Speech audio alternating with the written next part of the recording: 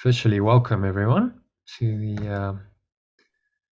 the Art of Letting Go Masterclass. Thanks for joining us. Okay, so I thought just to start, we'll do some breathing just to kind of settle into a nice rhythm, and then actually, why don't we make it a bit of a collaborative venture? Sally, I'll do a bit of breathing for 5 minutes. This is Sally Peace.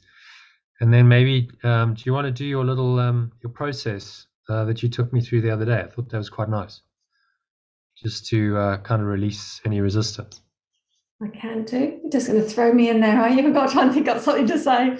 Well, it sounds like you pretty much, got that one taped. So I'll just start off with some breathing, and then I'll just, once we've done about 5 minutes of that, just invite you to come in and do that little release, clearing, resistance process, letting go of any resistance, and then we'll kick into the session. Okay, so just making yourself comfortable, putting phone on mute or silent if it's not already there. I'll do the same thing just to make sure we don't get disturbed by anyone. So try and just clear the next couple of hours and give your full attention to this, and we'll start off with some nice deep breathing just to bring you into the present moment and clear some space for the powerful ideas and information that are going to be coming your way in the next couple of hours. So take a nice deep breath in through the nose, breathing into the lower stomach. Notice how the stomach inflates, chest rises. You can do a little subtle clench of the sphincter muscle. That's the muscle used to contract the flow of urine or squeeze the last drops out. It's the root lock in yoga. If you've done yoga, just give that muscle a squeeze. Maybe you notice a little bit of energy tingling down there in the base of your spine. And breathe in. Deep inhale breath. Feel like this energy is rising up the spine to your heart center. You put one hand on your heart just to connect in with your heart space. Just focus all your attention on the breath, sensations of the breath and the body. Breathing in, draw the energy up the spine, all the way up the back of the head into the crown. Pause at the top of the inhales. It's a maximal inhale breath. And now just scan your mind. Notice any thoughts, any emotions, any sensations arising, any kind of blocks to free-flowing awareness. Notice how that shows up physically, maybe in your body. And you're just going to choose to let it all go now with the breath. So the exhale is a natural letting go. Just going to release it. Full deep exhale out your mouth. Have a sense of just releasing, letting go. It helps you can visualize a dark cloud of energy leaving you, just being blown away by the breeze of your breath to the nothingness that it really is. From the lower stomach into the spine, expel the last remaining air out. And just find some peace and some stillness. The bottom of the exhale. Now you're just going to move into a nice, deep, rhythmical, diaphragmatic breathing pattern. So just breathing in through the nose. Notice how the stomach rises and the chest rises. And notice the subtle flow of air in through the nostrils. And then naturally you exhale, the breath flows out. The chest and the stomach suck back in, and notice the subtle flow of air out of the nostrils. And then the cycle repeats. So breathing in, you notice these subtle sensations of the breath, particularly focus on the nostrils. sensation in the nostrils, and maybe just a touch of the breath on the area just below your nose, between your nose and your upper lip. Notice that as you inhale, touch of the breath as you exhale, or touch of the breath on that little area of skin between the nose and the upper lip. And try and focus all your attention there. Just breathing in and breathing out. Bring yourself into present moment awareness through this 100% focus on the breath. Now I'm going to invite Sally to come in, and Sally, if you can do a little clearing process just to release any resistance to being here, to the information that's going to be shared, open people's minds up to the everything that's going to be shared so they can get the most out of the session. Okay, so I'm just going to say some words. Thank you. Yeah, it's fine. Sorry, I thought you were muted, but you're not. Just listen to these words. I'm going to repeat them 3 times and just let them embed into your being. I'm ready to release and let go of all my resistance to this session, to this information, to the truth. I release my resistance to true awareness, to love. I release all my resistance now in all forms, all levels, all points in time. I'm ready to release and let go of all my resistance to this session, to this information, to the truth. I release all my resistance to true awareness and pure love. I release this from my energy now, in all forms, all levels, all points in time. I'm ready to release and let go of all my resistance to this session, to this information, to the truth, and to true awareness.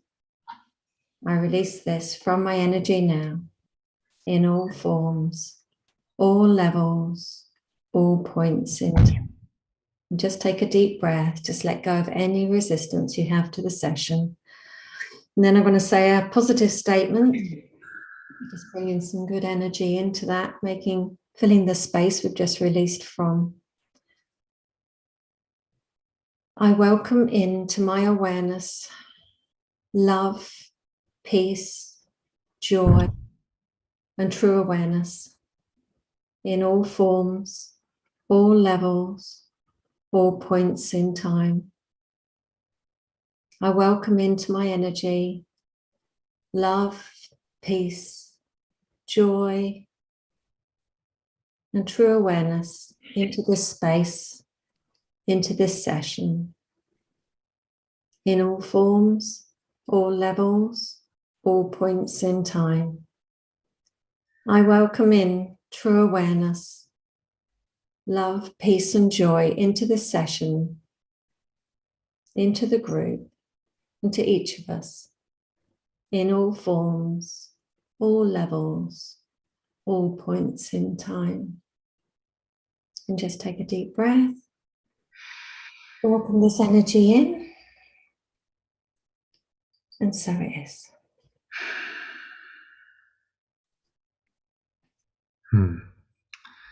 Very nice. Thank you, Sally.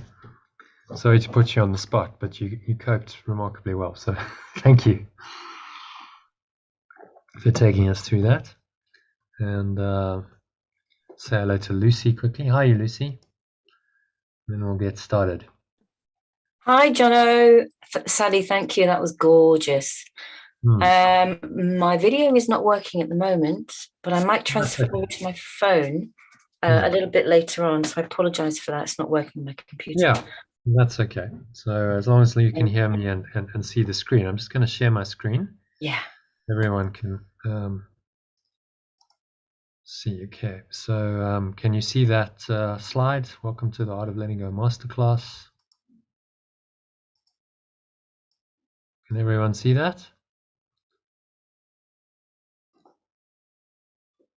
Okay. Yep. Yeah, you can see that. Great. Just need confirmation. Okay, so welcome everyone. Welcome Lucy. Lucy's an existing member. So Sally's kind of been in this for a couple of weeks now, and it's a couple of new people who's brand new too. So I will just present it as though everyone is brand new. And any questions you have along the way, it's a pretty small group, so you're most welcome just to unmute yourself and ask the question, or put it in the chat, or raise your hand, and I'll address it so we can make it a little bit interactive. Okay, so without further ado, let's start. So welcome to this masterclass. It's really all about how to let go and find your flow. And I'm explaining exactly what those mean. My name's Jonathan Quayle. I've developed this program over the last 4 years. So the full title of this is How to Master the Art of Letting Go of Any Stressful Thought or Emotion in Minutes, and Find Authentic Happiness, Fulfilling Flow, Higher Purpose, Ecstatic Well-Being, and True Success. To thrive through adversity in these turbulent times we live in by tapping into the transformative power of 7 ancient spiritual techniques. So there's quite a lot there, but I'm going to unpack that for you as we go. So the objectives and structure, we just did the simple breathing exercise and the clearing process, which Sally kindly guided us through. So thank you for that, Sally. Just to help you relax, be present.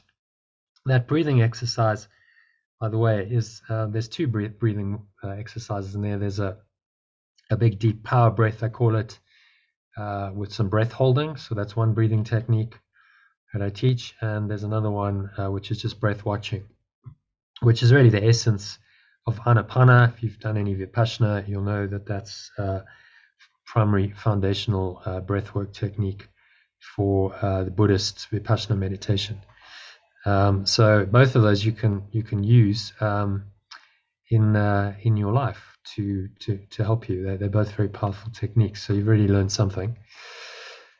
And very soon I'm going to share one secret skill that you need to master to allow your life to work miraculously. There's only one thing. You might have been to workshops, seminars, retreats, you've read books, and there's normally a number of things. It's 3 skills, or it's 7 habits, or 5 critical keys to success. These kinds of things you're probably familiar with. But actually, in my experience, there's only one. There's one thing you need to learn to allow your life to work miraculously. I'm going to share exactly what that is tonight. Kind of already given the game away, but I'm not going to tell you right away. We'll ease into it. Then I'll talk about the 4 life-changing benefits of doing this. I'll talk about the 7 stress-busting techniques to help you to master the one essential skill. It's based on these ancient yogic principles, how you can integrate practicing these techniques into your daily life to experience all of the life-changing benefits they offer consistently. And then we'll have any questions at the end. If you like to stay after that, it'll take us beyond the 2-hour mark, but optional, you can stay for a live meditation, and we'll discuss the I'm going to take you through a 10-step letting go process in that, and we'll have a little discussion, which will give you a little taste of what we actually do, but that's optional. Maybe you need to go. So if you stay the course, you stay until the end, that's the question Q&A session. I'll give you a written worksheet for this powerful 10-step letting go process that I've developed based on the teachings of A Course in Miracles, which I'll talk about more as we get into the session, and a 1-hour recording to guide you through it in a meditation and explain it. So those are my free gifts to you, but you need to stay till the very end. In other words, the question and answer session at the end. That's the official end of the workshop of the masterclass. So, having covered all the preparatory stuff, let me ask you a question.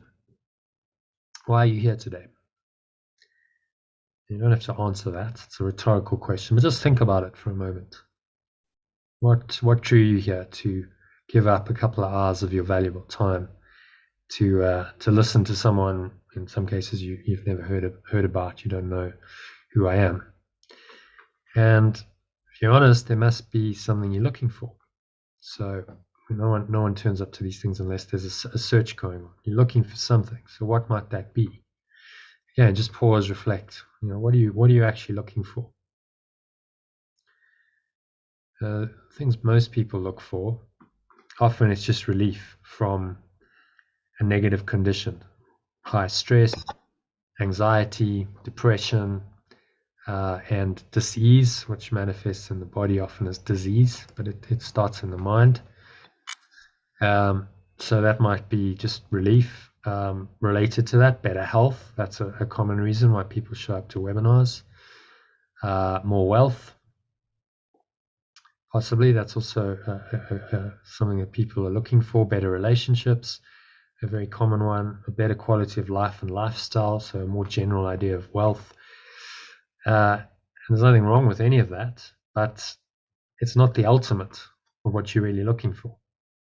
So ultimately, what are you really looking for? And just pause for a few moments, reflect on that. What am I really looking for underneath all of this?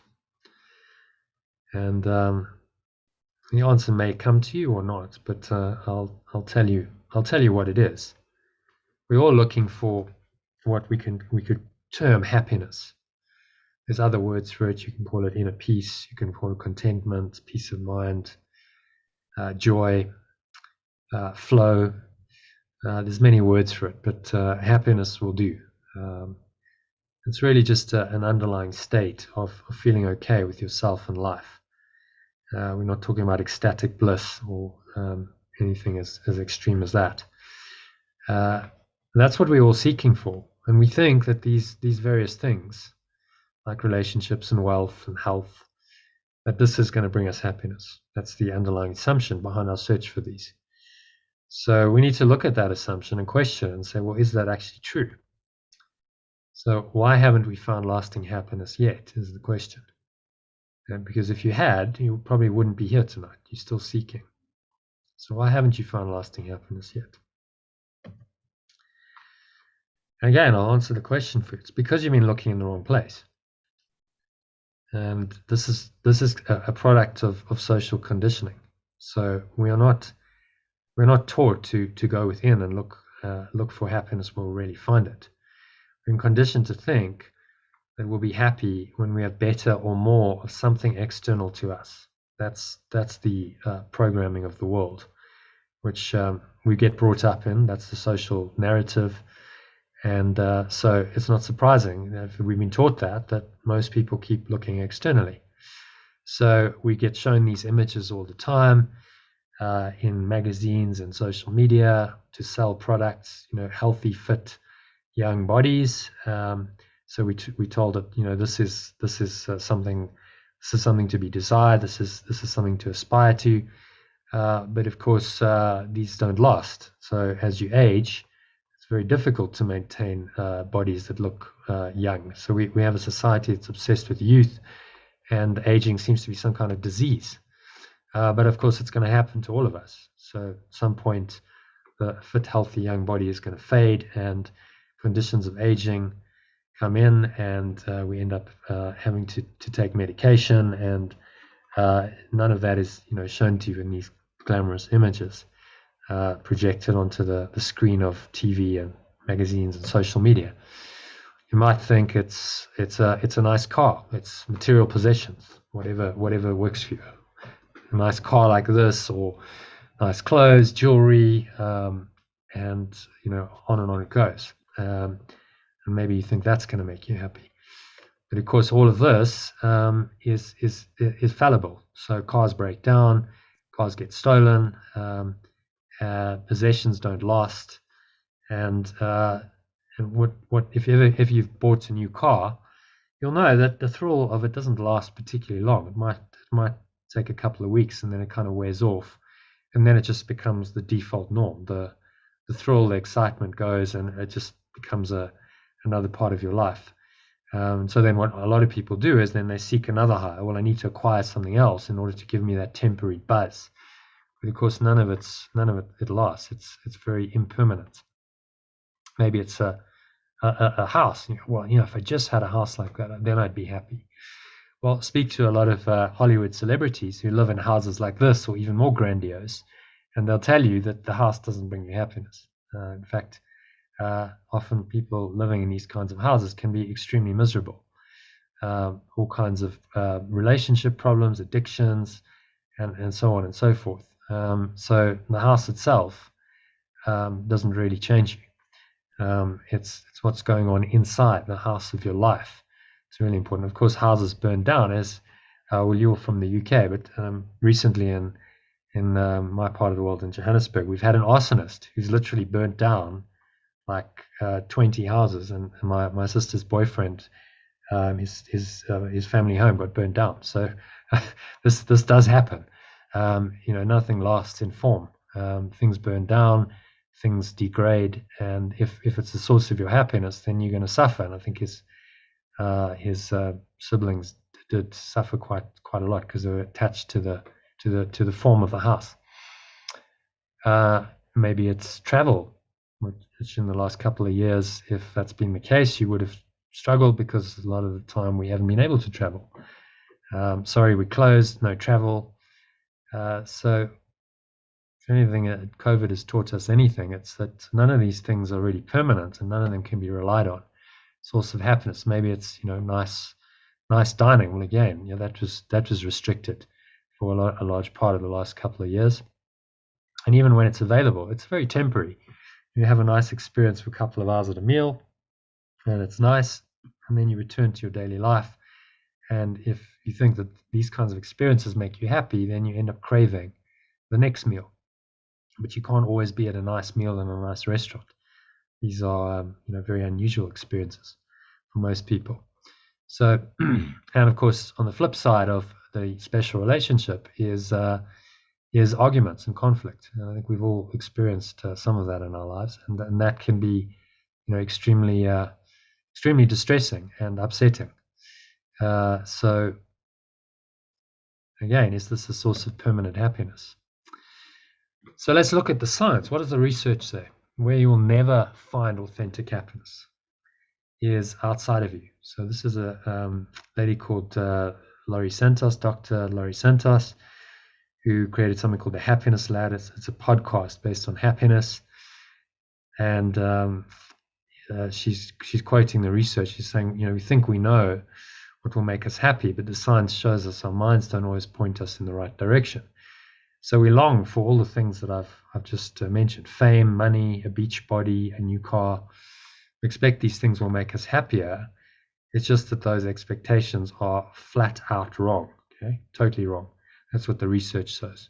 So there's something called the Grant Study, which has been going for 80 odd years. It's a study of about 250 odd Harvard graduates in 1944, amongst them John F. Kennedy, who became president of the United States, a couple of other senators, various high-level business people, and they found over the course of the lifetime, they surveyed these guys every couple of years, they found that the people who were happiest, it was love that did it. So love was the answer.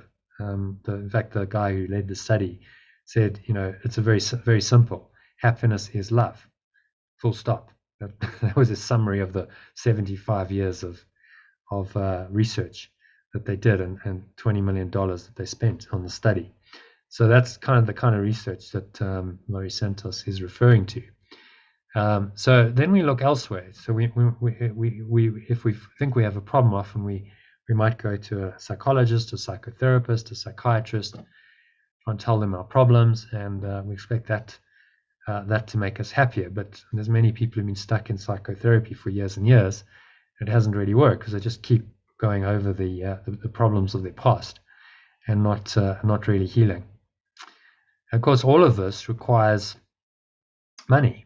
The money is really a symbol of external searching. So as Jesus, or Yeshua as I call him, says in A Course in Miracles, all mental illness is some form of external searching. So money is a symbol of this external searching, and it's a sign really of mental illness, of a sick society. And yet, in our society, this is normal. Money is normal. It's normal to want things. It's normal to buy things. Our whole consumer-based economy is based on a form of mental illness. It's not surprising that the world's a bit of a mess if this is the foundation, if we start understanding the spiritual principles behind it. So let's look at what is the cause of unhappiness. There's a lady called Marisa Peer who said this.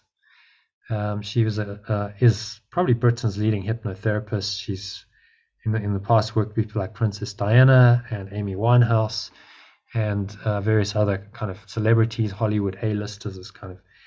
And her commentary on this was very simple. She said, when you know and believe you are enough, you don't need more. When you feel and believe you're not enough, you will always want more. And she saw that in her clients. If they were caught up in the idea that money and status and fame was going to make them happy, which is often why they pursued the path they did, and they wanted to become celebrities and rich and famous, they ended up being very disappointed because it didn't bring them what they thought it would bring them. And then they would fall into despair, depression, addiction, and so on. And then they'd come to it when all else had failed. And really all she taught them was very simple. She just said, none of that stuff matters. You have to believe that you are enough within you. And she'd give them an affirmation to say, I am enough. 10 times in the morning, 10 times in the evening, as many times in between. And it worked. And she got some really, really good results that a lot of other psychologists and therapists just couldn't. And they said, well, what are you doing? She said, well, I just tell them the truth about themselves, and I get them to repeat it over and over and over again. So they come out of this mindset of, well, there's something external to me that's going to make me happy. And they start looking within and realizing that happiness is an inside job, that the only way they're ever going to be happy is if they claim it and they feel that they're enough. So that was her experience. Then this is Deepak Chopra. So if we look at the flip side of desire is stress. Flip side of any desire is what we call a grievance in Course in Miracles terminology, or in the Buddhist terminology, they call it aversion. So all stress is this perception of some form of external threat, and that's a threat to our perception of how things should be. So it may not be real at all, but fear is, oh, this isn't going to happen as I want it to happen, as my expectation demands, and so therefore I perceive some kind of external threat. And that's really what stress is. So stress and fear are really the same thing, and none of this will make us happy. So the more attached we are to an outcome, the more expectation we have about something, the more stressed we get when it doesn't happen. And Buddha noticed this 2,500 years ago. He said, well, therefore desire is or craving as he called it, is the source of all suffering. It's the second noble truth of Buddhism. Well, nothing much has changed. Even though we live in a very materialistic, hedonic society, the principle remains. Desire is not, and as evidenced by Marisa Peer's experience with celebrities who desired this stuff. They actually achieved it, and then they're still not happy. It just goes to show you, desire, craving for things external is never going to work as a form to bring you happiness. It's actually the cause of deep unhappiness. So what is the key to happiness then? We've looked at what the key to unhappiness is. Well, that'll give us a clue as to where to find happiness. Just don't look where you find unhappiness. So again, this is a quote from A Course in Miracles. Yeshua says, mental health is inner peace. It enables you to remain unshaken by lack of love from without, and capable through your own miracles of correcting the external conditions which proceed from lack of love in others. So pointing us directly within, saying, find the state of inner peace, remain unshakable in that. And when you do that, you can correct any lack of love, which is the whole problem, from without. So if you're seeing it externally, the people in the world, you are capable through your own miracles, which are really just corrections, shifts in your perception of correcting. He says it there directly, correcting the external conditions which proceed from a lack of love in others. And this is why it's called the Course in Miracles, because it's a mind training process designed to help you to do that. And we'll go into it in more detail. So I mentioned this grant study, but here it is again, just in black and white. So the head psychiatrist who led the study for over 40 years came to the simple 5-word conclusion that happiness is love, full stop. Nothing else really worked. None of the material stuff, fame, status. They found that when people had close, loving relationships, they were happiest, and correspondingly, when their relationships were broken and fragmented, they were very unhappy. So the research, this grant study says that conducted by researchers at Harvard University, found there are 2 pillars of happiness. Number 1 is love, and secondly, not pushing love away. So those were the 2 things: to have love in your life, to have connections with people, warm, loving relationships, unconditionally loving, not conditional love. And then secondly, not pushing love away. People who didn't push love away, which we tend to do, even though we say we want it, we push it away because we find it threatening to our self-identity, our egos. So those were the 2 research studies over 80 years, and over about 250 odd people who they surveyed throughout their lives. So pretty good research findings that seem to match what the spiritual teachers through the ages have said. So happiness isn't a goal in itself. Happiness is a byproduct. If you just will sit quietly, this quote is a lovely one. It's like a butterfly, which when pursued is always just beyond your grasp, which if you will sit down quietly may come and alight on you, which is a really nice pointer to just being still, being quiet. We call that state of mind a meditative state. Just sitting quietly and letting this happiness arise, rather than this endless pursuit of it in the external, is the key. And if you look at the foundation of United States of America, which has kind of led the hedonic madness in this world, in the Declaration of Independence, it even states that we hold these rights to be inalienable: life, liberty, and the pursuit, not happiness, but the pursuit of happiness. So in the founding document of the country, you have this idea that we pursue happiness, we're not happy. And then, of course, what follows from that mindset is the continuous pursuit, but never actually finding it, which is sort of the modern malaise, that we're seeking and seeking and seeking, but never actually finding it. When the answer is right there, we simply have to sit down quietly and allow it to alight upon us, because it is our natural state. So this chap called Mihaly Csikszentmihalyi, professor of psychology and author. He wrote many books on the concept of flow. He coined the term, in fact. It's not a new idea. It's actually very ancient. It was expressed most profoundly in the Tao Te Ching about 2,500 years ago by Lao Tzu, but he's just modernized it and put a name to it and called it flow. And he says to know oneself is the first step toward making flow a part of one's entire life.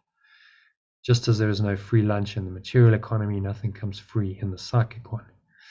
If one is not willing to invest psychic energy in the internal reality of consciousness and instead squanders it in chasing external rewards, one loses mastery of one's life and ends up becoming a puppet of circumstances, quote unquote. So he's saying that we squander our consciousness, this precious gift that we have of our mind and our attention, our awareness, and squander it in chasing these external rewards. And when we do that, we lose mastery of our life, and we end up becoming a puppet or victim of circumstances, which is the victim state of mind, which so many people seem to live in today's times. And this is really echoing what every great spiritual teacher and teaching has said through the ages, that you're not going to find the answer outside. It's in the inner world. The kingdom of heaven is within, said Jesus. The Buddha called it nirvana. It's nothing new, just stated in modern psychological terms, with this idea of flow, that you can actually live in this kind of free-flowing, aware state that's a lot happier than this continuous craving, desiring that the ego wants you to adopt as your purpose in life. So happiness often relies on just one character trait then, and that is self-discipline. If you can just discipline yourself to stay present, not go off on a tangent and go seeking outside of yourself, stay present in the moment, then happiness will tend to arise, because happiness lies in the present moment, not in the future. So you might ask yourself, well, the self-discipline to do what? What do I need to do? Well, in a nutshell, and this is the key thing that I was going to reveal to you, the one essential skill. You need to let go of any negative thought, emotion. So I hyphenate thought, emotion, because it's very difficult to tell where a thought begins and an emotion ends. It's kind of a thought emotion complex. So we just call it thought emotion. It's thought, it's emotion, one feeds into another, and where does the one begin and the other end? Well, it doesn't really matter. What matters is, is this serving you? Are your thought emotions serving you, or are they distressing you, disturbing your peace, making you sick? So anything that's not serving you, we call a negative thought and emotion. So in other words, it negates the truth. It negates the truth of love and peace and joy that are the truth of your true state of being. So it's to be aware whenever this kind of negative thought emotion arises in you, and then be able to let it go. And that sounds like a very simple idea, but that in fact is the essence of all spiritual teachings, is the awareness to identify what's not serving you, what's a negative thought emotion, and then be able to let it go. And if you can do that, then authentic happiness is yours. Because if you can let go of anything that's blocking your happiness, that's disturbing your peace of mind, then by definition, what's going to remain is happiness. So the premises, let's look at the premises on which this is based. It's always worth looking at premises, the foundation of any argument. So the first premise on this, which this is based, is that happiness or unhappiness is always experienced in your own mind.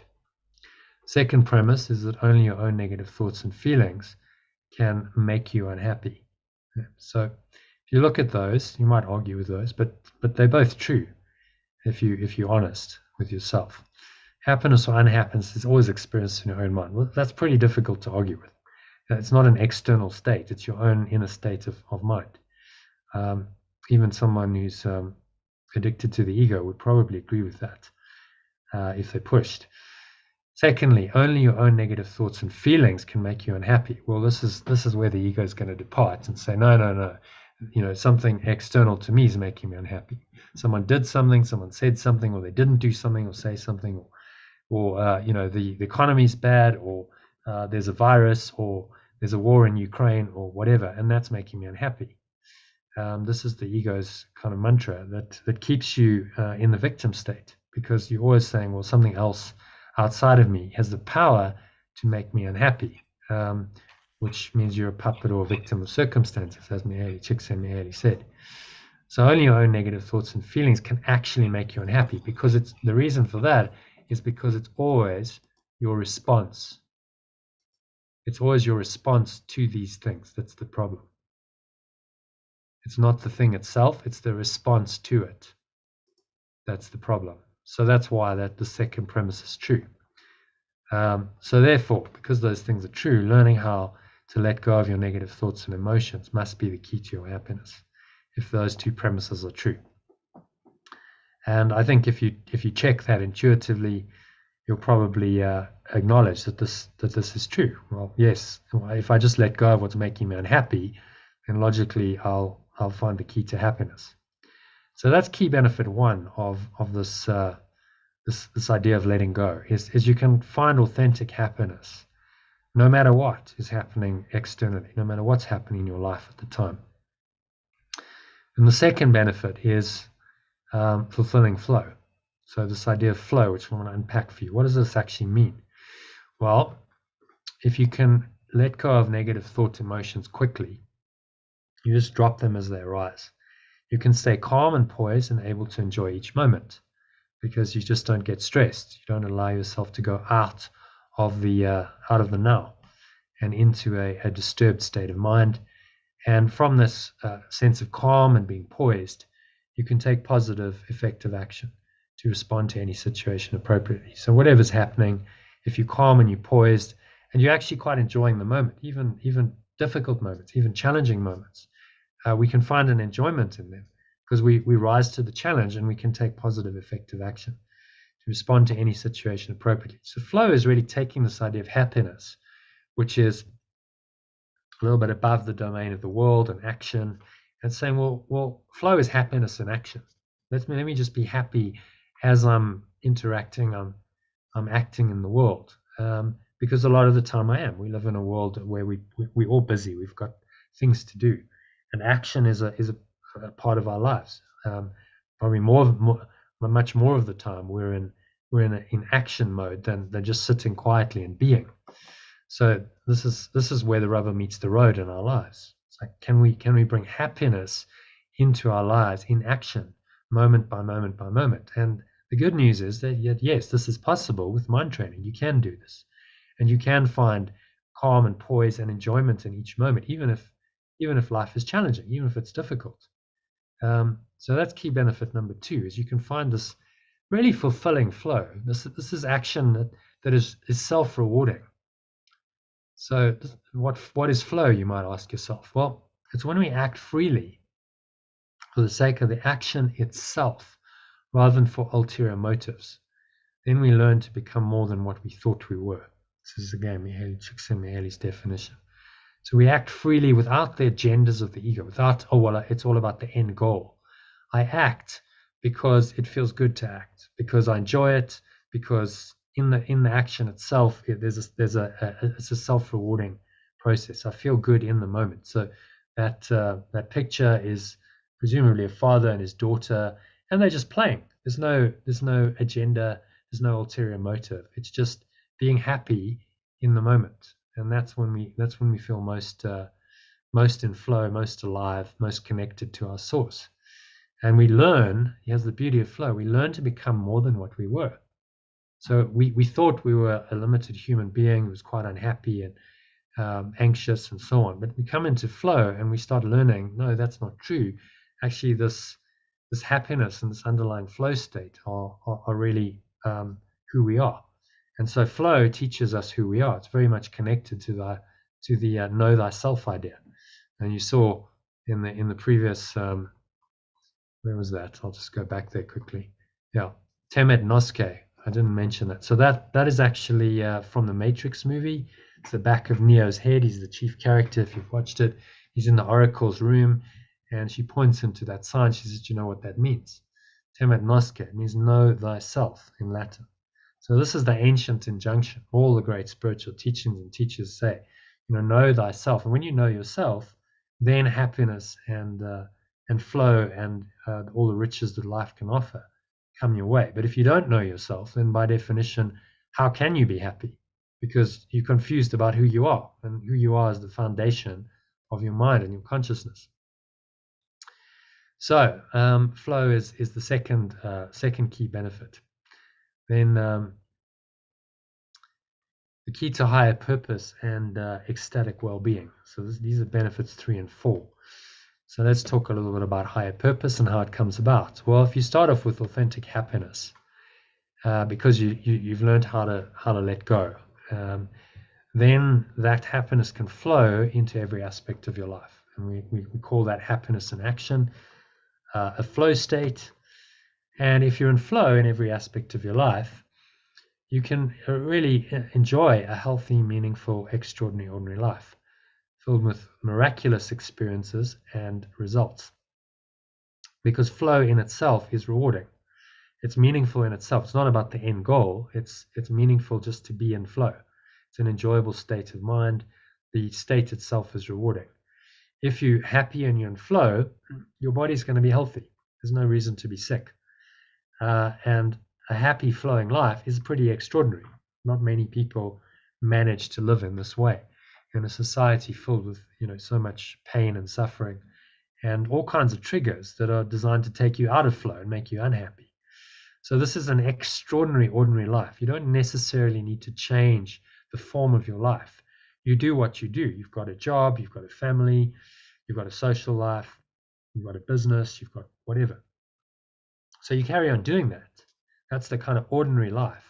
But how you do it becomes extraordinary, because you can bring happiness and you can bring flow into it. Now your experience of life becomes extraordinary, ordinary. You're still doing ordinary things. No one's saying you've got to go win Wimbledon or climb Mount Everest. That can happen, but for most people, you're probably not going to do that kind of stuff in your life. But just doing your daily life, the ordinary, everyday activities, becomes rewarding, becomes self-rewarding when you're happy and you're in flow and you enjoy the process. And then these so-called miraculous experiences and results unfold. A miracle is simply a shift in your perception, where you are in a state of love, you're in a state of flow, and often you weren't. So you shift out of a stressful, fearful state into love and flow, and this is what the letting go process does.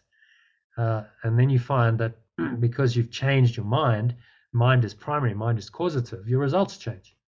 Your behavior changes, your words change, and just by some kind of magical process, opportunities and events and circumstances and people come into your field of experience that weren't there before, because you've fundamentally changed your underlying mindset and your energy. And so you've activated the quantum field. If you want to talk about quantum mechanics and morphic fields, there's a different energy that you kind of projecting or extending out into the world, and that will tend to then attract different results. And it's not because you're consciously doing it, it just happens because of who you are. So who you are becomes the most powerful way to change your life. It's not outside in. You're not going, oh well, I need this and this and this in order to be happy. A la The Secret, 15 years ago, that movie The Secret came out, and it's saying, well, you've got to do this and achieve this and have this in order to be happy, and use your mind to get what you think is going to make you happy. But that doesn't really get you off the hedonic treadmill. Whereas if it's inside out and you've done it this way, you said, I'm going to let go, I'm going to fundamentally be happy, I'm going to carry that into my life in this flow state, then these miracles just start to happen, because you changed your fundamental energy and you changed your self-concept. That's really the key. So you've started to know who you really are. So higher purpose comes from this meaningful, extraordinary, ordinary life, and so does ecstatic well-being. And they are merged together. So I put them together. It's very difficult to separate higher purpose and a sense of well-being. When you're on purpose, you feel well, you feel enthusiastic, right? So this kind of takes the idea of a base state of happiness and peace to another level. Enthusiasm is when you really feel like I'm on purpose, I'm living my life on purpose, and everything is purposeful and meaningful. So to summarize, 4 keys to an extraordinary, ordinary life. Number 1, the key to authentic happiness. So the key to that is how to let go of any negative thoughts or emotions, no matter how challenging the situation provoking them seems to be. That's the key to authentic happiness, which leads you into fulfilling flow. Key to fulfilling flow, and this is how to remain poised and enjoy the moment while taking positive, effective action to respond to any situation appropriately. So it's where happiness comes into action. And then number 4, key to higher purpose and ecstatic well-being.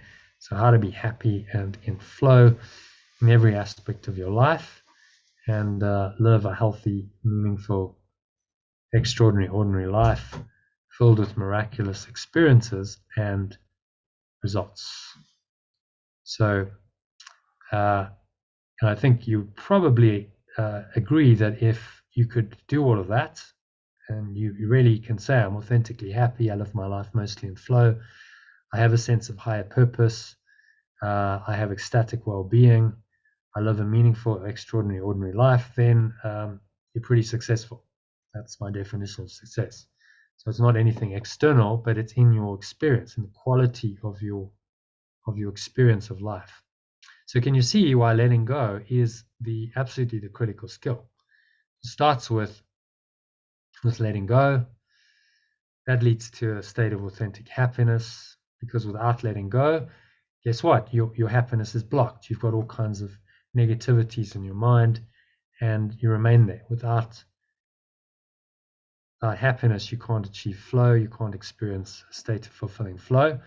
When you're authentically happy, then flow kind of it flows from there. It's an inevitable consequence. And fulfillment, higher purpose, and ecstatic well-being follow from the foundation of happiness and flow. So it's all kicked off by letting go. If you can't let go, then happiness doesn't happen. You're not authentically happy. Fulfilling flow, well, forget that. You're just kind of grinding your way through life. Everything's about sometime in the future I'll be happy. Now, when I do this, when I can achieve this, then I'll be happy. But in the meantime, I've got to kind of grind my way through life. And so any sense of fulfillment, higher purpose, and well-being disappear. So that's why letting go is the absolutely critical skill, because it kicks off that whole process. And without it, you don't get to base level. You don't get to authentic happiness. So you might ask yourself, well, how can I learn to let go and find my flow in life? Well, that's a very good question, which brings me into the second part of this presentation. So learning new information is often a necessary but not a sufficient step for a true transformation of mind to happen. So there's two ways to do this, to a true transformation. It's a genuine shift in your mindset, a shift in your idea of who you are, and fundamentally your perception of life and the world. The first one I call the way of the cross. This is through intense pain and suffering. You're forced to go within and break through suddenly to a new level of understanding and wisdom. So this can happen, and it has happened to a couple of well-known spiritual teachers. So you might be familiar with Eckhart Tolle's story. At the age of 29, he was a very unhappy guy for pretty much his whole life. He said he kind of had suicidal thoughts when he was 6 years old, and it just kind of got worse and worse until in his late 20s, he just couldn't stand it anymore. One night he's lying in bed and he's going, I can't live with myself anymore. That's what he's thinking.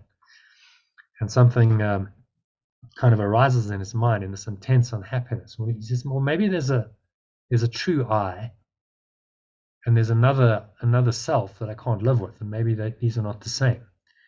And it kind of cracked his ego open, and he had a sort of very intense experience. He passed out, woke up the next morning, and his ego dropped away. He just felt, really peaceful and calm, and all of that depression had just released. So, but it took him 29 years to get there of quite a lot of pain and suffering. So that's one way of doing it. And he said, I wasn't doing any spiritual practice. That just happened by grace. It happened to him. The other way is a much more proactive and probably in the long run much more likely to succeed way, because the first way you don't know. Well, how much pain do I have to take before it breaks through? And I'm just kind of waiting for this to happen. Whereas with the second way, it's conscious discipline practice of spiritual ideas and techniques. I can systematically grow in my understanding and wisdom. And this is called the way of mastery. Also a very ancient way. There's been many spiritual teachings, many techniques that have been taught over thousands of years, going all the way back to ancient India. Yoga's got roots 4,000-5,000 years ago, something like that. So these kinds of the second way has been pursued in many different traditions and cultures for many years. But it's important to realize that you have a choice between these. You can either do it the hard way, wait for life to hit you over the head of the baseball bat, basically, and suffer until that cracks the shell of your ego, maybe. Or you can undertake conscious discipline practice of spiritual ideas and techniques to bring about the transformation, which obviously is a much better way. So these are the principles of transformation through mastery, the way of mastery. Understanding and realization through your personal experience. So it's not something anyone can go, right, there's a set of principles and that's it, you've learned it. The principles can be a helpful starting point, but it's your own personal experience, how you apply these in your life. And that's how we really understand and come to realization. It does require active willingness and disciplined effort. It's not going to happen without you putting in some effort and you being willing to undertake this. Doing what I call key spiritual practices regularly. It's absolutely essential. So these key spiritual practices, I'll go through them, what I recommend now, but it would be things like a breathing, meditation, and so on. And this is where the rubber meets the road. As you do this, as you do these techniques, you start to shift your mindset. You start to bring yourself into another state of mind in the present moment. And so you change your consciousness, change your mind. And, that's the source of all change.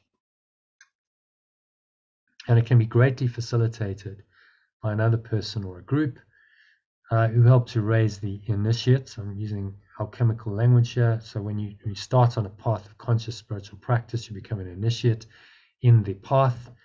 And it can help you to raise your consciousness by transmitting positive energy and also holding him or her accountable.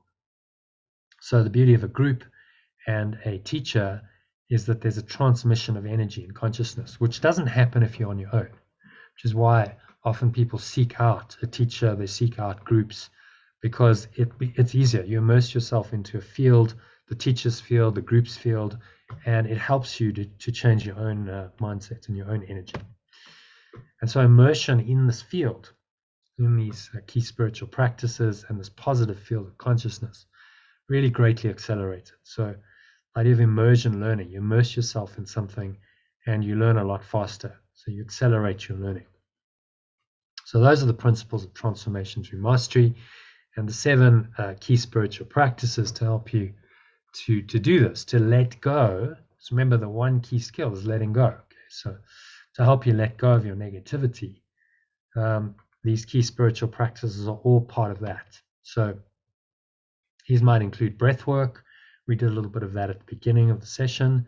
So you had a little experience of that. And I've referenced this to yoga, which I mentioned. So yoga is probably the most ancient spiritual path and practices available on the planet. It's not just yoga is not just doing postures in a room, physical postures. It's much deeper than that. There's actually 8 limbs to yoga, and it is a system of transformation of mind designed to bring about enlightenment or union. Yoga means union of the mind with its source. So in yoga, they talk about asana. So that's the posture. So you would sit in a meditation posture. I ask you to just sit comfortably, feet shoulder width apart. That's your posture for that particular breathing practice.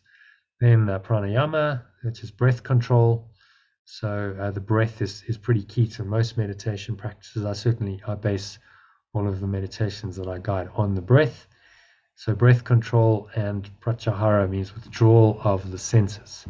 So by breathing and just focusing on the breath and closing your eyes, you withdraw the senses and you go within and you're just focusing on one thing. And then the mind tends to quiet. And hopefully you experience some of that in our little 10-minute meditation to start with. Then there's multi-dimensional meditation. So that's all of one, includes asana, pranayama, and pratyahara as a foundation, but then you move on to dharana and dhyana. These are focused concentration, dharana. So let's say you're focusing on a mantra, saying something verbal, or you might look at something like a candle flame, meditate on that. That's a focused concentration for a length of time.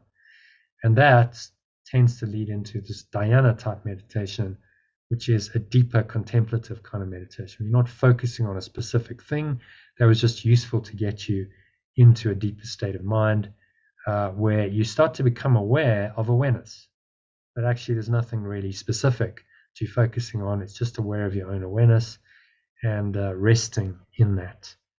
And I call this multidimensional because there's many techniques that I use in the multidimensional meditation. So there's visualization, there's breath work, there's auditory, listening to sounds, binaural beats, listening to sound of your own voice, toning, touching, which is the kinesthetic sense. So I've designed some meditations where it engages all of us. And the reason for that is we all have a predominance. Some of us are more visual, some of us are more auditory, some of us are more kinesthetic. So whatever works for you best, there's a modality for you in the multidimensional meditation that your mind can lock onto and use that to focus itself and focus on the present moment. And that's why I give you all of it in these meditations, so that if you're not particularly visual, well, then visualization is not going to work for you. But then maybe the kinesthetic side, the touching into your chakras, or the auditory might work better for you. So number 3 is this idea of forgiveness, or I call it letting go. It's the idea of letting go of thoughts and emotions that don't serve you, which is the one essential skill I talked about. Ultimately, it's all helping you to do this. But forgiveness or letting go as a practice it's a direct practice to look at and then to let go of something that you don't want anymore. And so that involves yama niyama. So yama niyama are the foundations of yoga. They are observances, so practices you should do. So let's say eating healthy food, eating vegetarian food might be a yama for you, or abstinence is a niyama, which might be abstaining from harmful substances, not drinking, smoking, alcohol, these kinds of things. So it's basically cleaning up the basics of your life. You can let go of some of these attachments that play out in our addictions to food and drink and substances. Then you're cleaning your mind. There's a letting go that's happening, and pratyahara is with the withdrawal of the senses. So as you go within and you start to do more inner work, you meditate, you're doing breath work, it helps you to withdraw the senses from the external world and stop taking them so seriously. So most of your grievances and your upsets are based on your interpretation of your sense perceptions. Well, if you withdraw the meaning that you give to your sense perceptions, then you can be free. And the 4th key spiritual practice is group discussion sessions. So this involves part of niyama, which is study, basically study of spiritual texts. Vajaya is a reading, a study of texts, and we do that together in group discussion sessions. And then you might also read and listen to these same spiritual texts from A Course in Miracles. In this instance, in the case of the Art of Letting Go, that's the text that we base, but it could be Bhagavad Gita, or any profound text that you want to study with spiritual truth could fit into this category. So this is again niyamas vajaya. It's a deep study. It means a deep study, not just a light read of these great texts and the principles, so you really understand them. And then number 6 is fasting or abstinence. Again, that's yama and niyama. So that could involve abstaining from food. That's one version of fasting, but it also means abstaining from habits that are not helpful. So that might be things like drinking, smoking, eating to excess, taking drugs, too much shopping, retail therapy, and various other dysfunctions that occur in society and that people get addicted to. And then end of day reflection, asana, pranayama, pratyahara, dharana. So this involves all of those. You've got a posture, you've got some breath work, you've got pratyahara, that's withdrawal of the senses, dharana, which is focused concentration. So you go through a series of questions. Really the idea of that is reflect on the day and learn what you can from the day and put it to bed. If there's anything that is difficult, that was challenging, and you're still holding on to, you take that opportunity to let it go, so you don't carry it with you into your sleep and into the next day. So those are the 7 key spiritual practices that I recommend, and I've just connected them back into some very ancient roots in terms of the 8 limbs of yoga. And then the 8th limb is actually an attainment. It's not a practice. It's called Samadhi in yogic tradition, which literally means a sameness. We can translate it probably best as enlightenment. It's a state of just non-judgment. You're not judging the material world as separate from you. You're in a state of unity consciousness, and therefore you see everything as the same. So you are not separate from what you perceive. You are one with it. It's the same underlying awareness. And you don't just know that conceptually, you know that experientially. That's the enlightened state. That's the Samadhi experience. And it's an experience. It's not a practice. It's an experience that you will ultimately come to. But it comes because you've practiced well. You've practiced the techniques of yoga to get there. So these 7 key spiritual practices are the way to this, the way back home, shall we say, to enlightenment or Samadhi. Okay, so that brings me to the Art of Letting Go program. I'm just going to give you a little overview of this, because I'm not just going to leave you with theory and principles. I'm actually going to give you a very practical way that you can apply all of this in your life through this program I've developed over the last 4 years. So what is it? It's a facilitated 1-year mind and life transformation process. Okay? It's a full year, and it takes you into the mind, into really unpacking your core beliefs. And when you change mind and you change belief, and you change your life, because your life is the effect of your mind. So it's designed to really pretty fundamentally and radically transform your life in a 1-year period. It's based on the way of mastery I've talked about. It's based on the principles of yoga and the idea of immersion learning. But you learn better when you immerse yourself in something, when you have a group to help you and a teacher, then your learning is going to be accelerated as opposed to doing it on your own.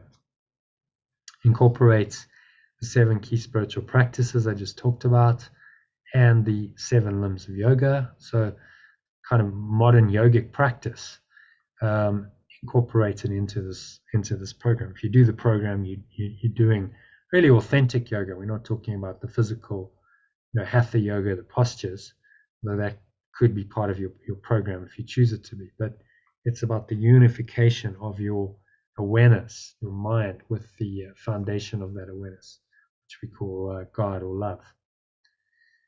And then key spiritual practices include live and recorded daily online meditations and discussion sessions, transformational exercises, solo meditation and breath work, and studying A Course in Miracles.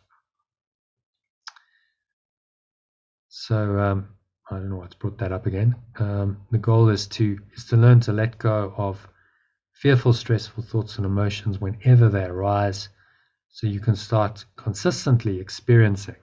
Yes, it's about letting go. That's why it's called the Art of Letting Go program. It's about learning to let go of these thoughts that don't serve you, fearful, stressful thoughts and emotions whenever they arise. So the quicker you catch them, the better.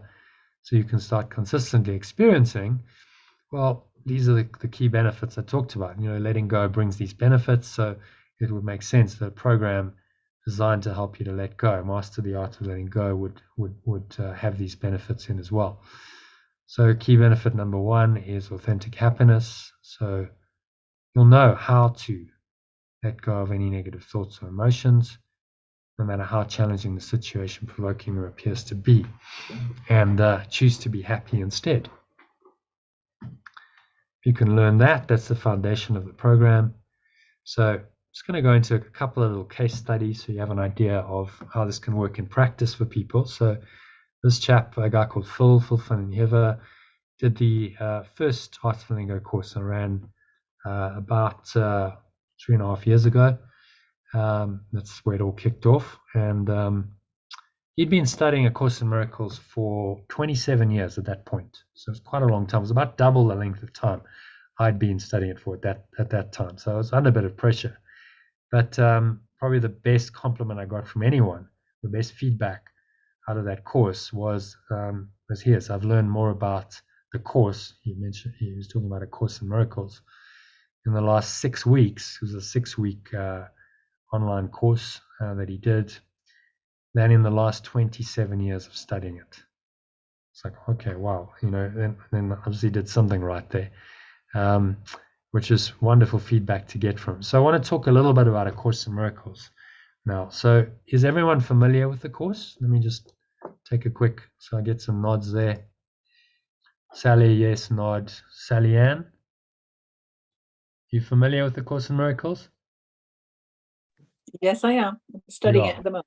Okay, so we all, and Jackie, you studying it, or you studying it? Okay, so I don't need to go into great detail then, because you're all familiar with it, which is nice. That'll save us some time. So you'll know it's a text. There's a workbook made up of the lessons. There's a manual for teachers, which is additional guidance and clarification of terms. And I'll tell you the story of how it was transmitted, because that might be quite interesting. You may or may not be familiar with it, but it came to a lady called Helen Schuckman in 1965. She was a professor of psychology, working in New York City. She was part of the department of research psychology attached to Columbia University. Colleges of physicians and surgeons in New York, so one of the busiest, biggest cities in the world. She was an atheist, Jewish by birth, but atheist in her belief. So a very unlikely person to whom it should come. But really, her and her colleague, a guy called Bill Thetford, he was her boss, head of the department, were at their wits' end. They got to a point, well, Bill did, where he just said, I'm really tired of the way we do things. There's a lot of conflict in the department, academic jealousy. They were on their way to a disciplinary hearing, which happened quite frequently. And he just turned to her and said, surely there must be a better way than this. And she agreed with him. She said, yeah, I agree, and I'll help you to find it, which he was quite surprised at, because he'd had quite a lot of conflict with her. So in that moment was a meeting of minds. There was a miracle of a connection between two people who had been previously, at odds with each other, saying, yes, we'll agree to collaborate in this shared purpose. And that's how A Course in Miracles was born. So very soon after that, Helen began to have some quite vivid dreams, and she told Bill about these. She started to get some kind of psychic experiences, and in October of that year, this voice started speaking to her and said, this is A Course in Miracles, please take notes. And she didn't quite know what to do, so she phoned up Bill. He said, well, I don't know, but take notes and bring it in the morning and let's see. And it was, extremely profound stuff, which she never quite came to terms with, the process. Although she accepted it was her life work, she never actually fully believed in the Course's message. So it was a product of a meeting of two minds in answer to a call. It was a prayer for help, a call for help, and then this course came along. So it's a systematic mind training course to teach you a radically different way of thinking about and perceiving everything from a non-dual perspective. It's designed to teach you how to forgive or let go. I use the terms interchangeably. Forgiveness is really letting go of every false and therefore negative belief, thought, and emotion that causes you and others to suffer. So how do you let go of all of it? And if you recall, that's the key skill. So the course is teaching the one key thing that you need to know in order to be happy. And it's a spiritual path that will allow you to live happily, peacefully, and lovingly. That's what I call miraculously, or in flow in the world, and ultimately escape this world entirely. So it's another form of the perennial philosophy, just saying this reality isn't all there is. There's there's something else to this. So some well-known students and teachers of the course. It's Marianne Williamson. You're probably familiar with her. She wrote a book called The Return to Love about 30 years ago, I think now, which was picked up, read by Nelson Mandela in prison, and he quoted from it. So he was influenced by Course in Miracles ideas, although I'm not sure he ever studied it directly. Oprah Winfrey, she's good friends. Kind of Marianne is one of her mentors and guides. So Oprah's into the course. Deepak Chopra, that quote I mentioned earlier is virtually a paraphrasing of A Course in Miracles. Wayne Dyer in his latter years got into the course in the movie The Shift. If you've ever seen that featuring him, he actually quotes from it directly. Eckhart Tolle, I've heard him. If you've listened to some of his videos, he quotes directly from the course, sometimes reads it. And then there's myself, nothing like as famous, as well known as these people, but I thought it's an opportunity just to introduce myself and talk a little bit about my journey. So who am I? Not on the level of form, not on the level of truth, because you can't really say very much about that. But in terms of my journey through life, I'll just give you a quick couple of minutes background on myself. So that's me as a young squash player. I was a pretty good squash player, and decided after doing 4 years of university that I really didn't want to be an accountant, and squash was a much more attractive option. So I chucked it all up. I came to the UK actually 25 years ago, and did play professional squash for a few years. And that was really an opening for me into what I now know as a spiritual path. At that point, I had no idea that I was really on a spiritual path. I thought I wanted to be a champion squash player. So I started to train myself in various ways. I looked at my diet. I learned to breathe through my nose exclusively while I was exercising. So I was practicing breath work, and I learned transcendental meditation in London.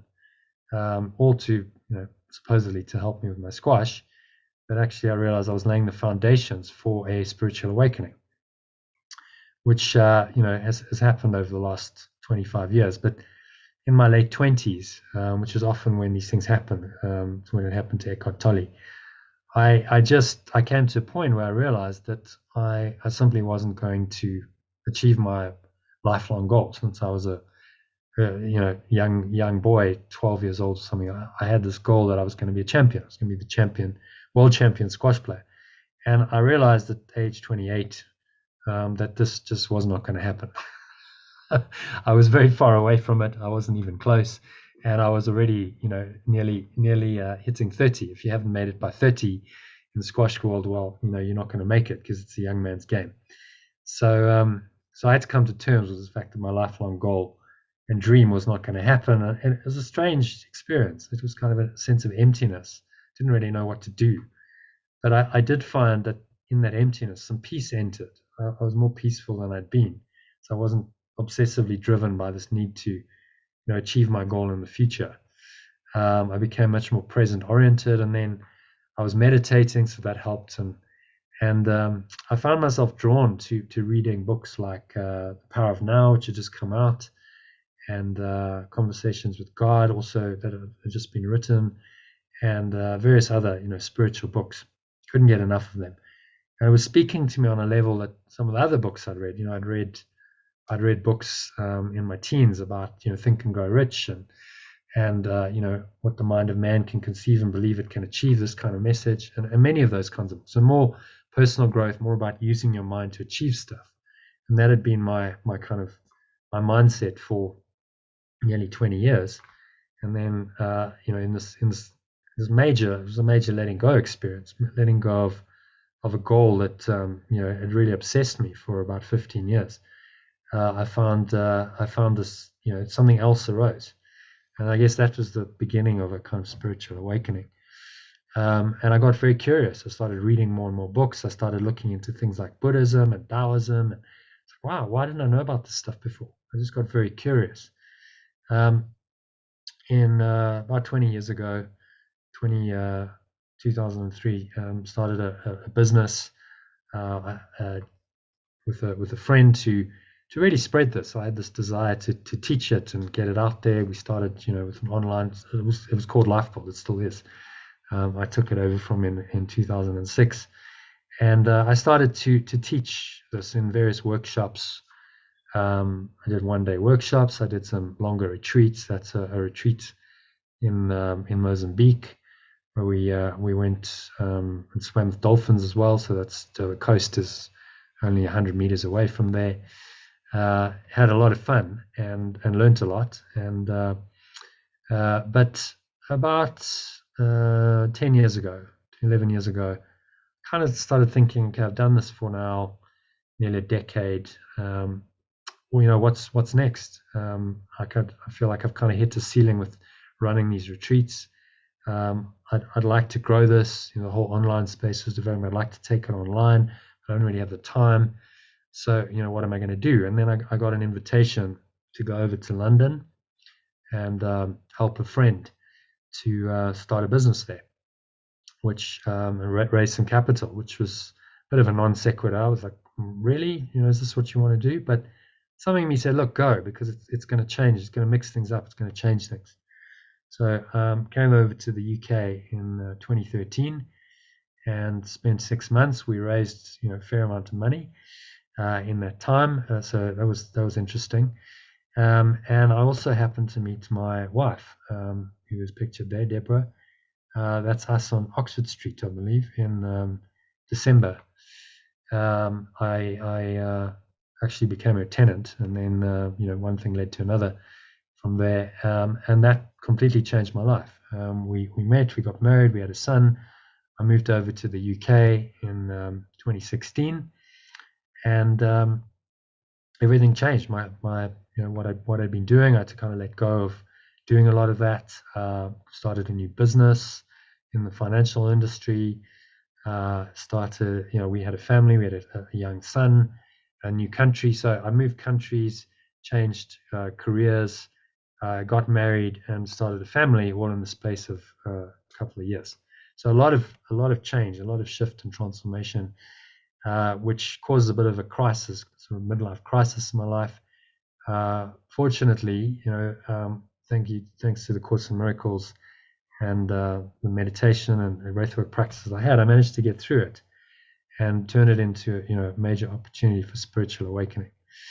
So that's me in Shaftesbury, which is where we were based in North Dorset, teaching a breathwork course, I think. That's where that photo was taken, in a yoga studio. There's me in corporate mode. I recently, last year, this time, I went to do a 10-day silent retreat, a Vipassana meditation retreat in the Western Cape of South Africa. So I continue to learn and grow. And very shortly, I'm going to be returning to the UK. I finally managed to get a settlement visa sorted. I've been separated from my family for a while, and I'm heading back to the UK in the next month. So that's a little story of me. One other thing I should mention. So about 2019, I'd done 3 years of trying to get stuff going in the financial industry in the UK. It wasn't working particularly well.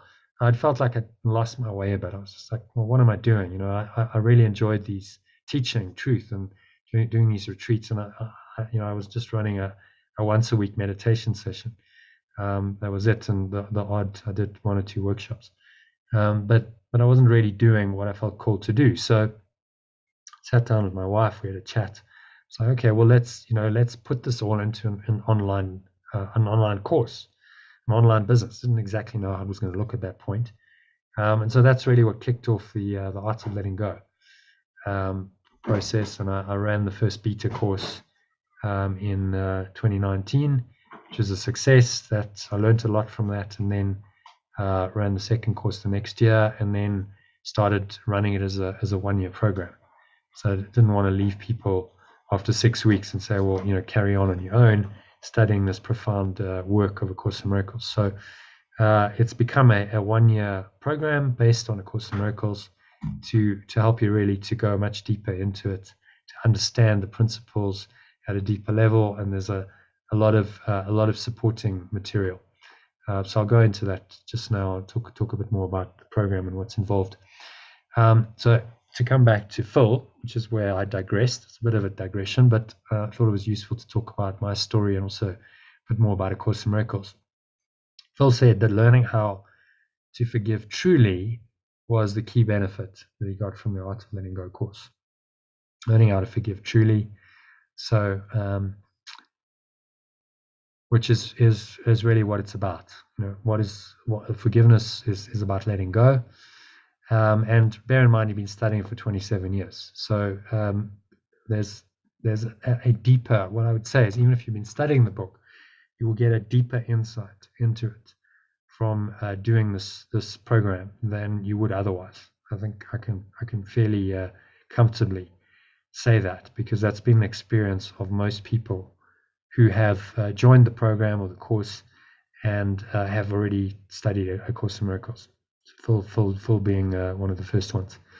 And he had a major breakthrough on the last day of the Art of Letting Go course after something called Holotropic Breathing, which is a transformational breathing technique that we do during the 6-week Art of Letting Go course. So he actually had the breakthrough the day afterwards. We did it on the Friday night. This was the Saturday morning. It was the last day of the course. And he sends me this email saying, I feel compelled to write to you. And it really is telling me about this cathartic experience that he had. So he did the holotropic breathing. It was done remotely. And he said, well, it was nice, but he didn't have a huge shift. The next morning, he was listening to the music, because I gave him the music track. He was listening to the music again and doing a bit of the breathing. And then this cathartic moment happened. He started realizing how unfair and ungrateful he'd been to his parents, because he'd always thought that they weren't quite good enough.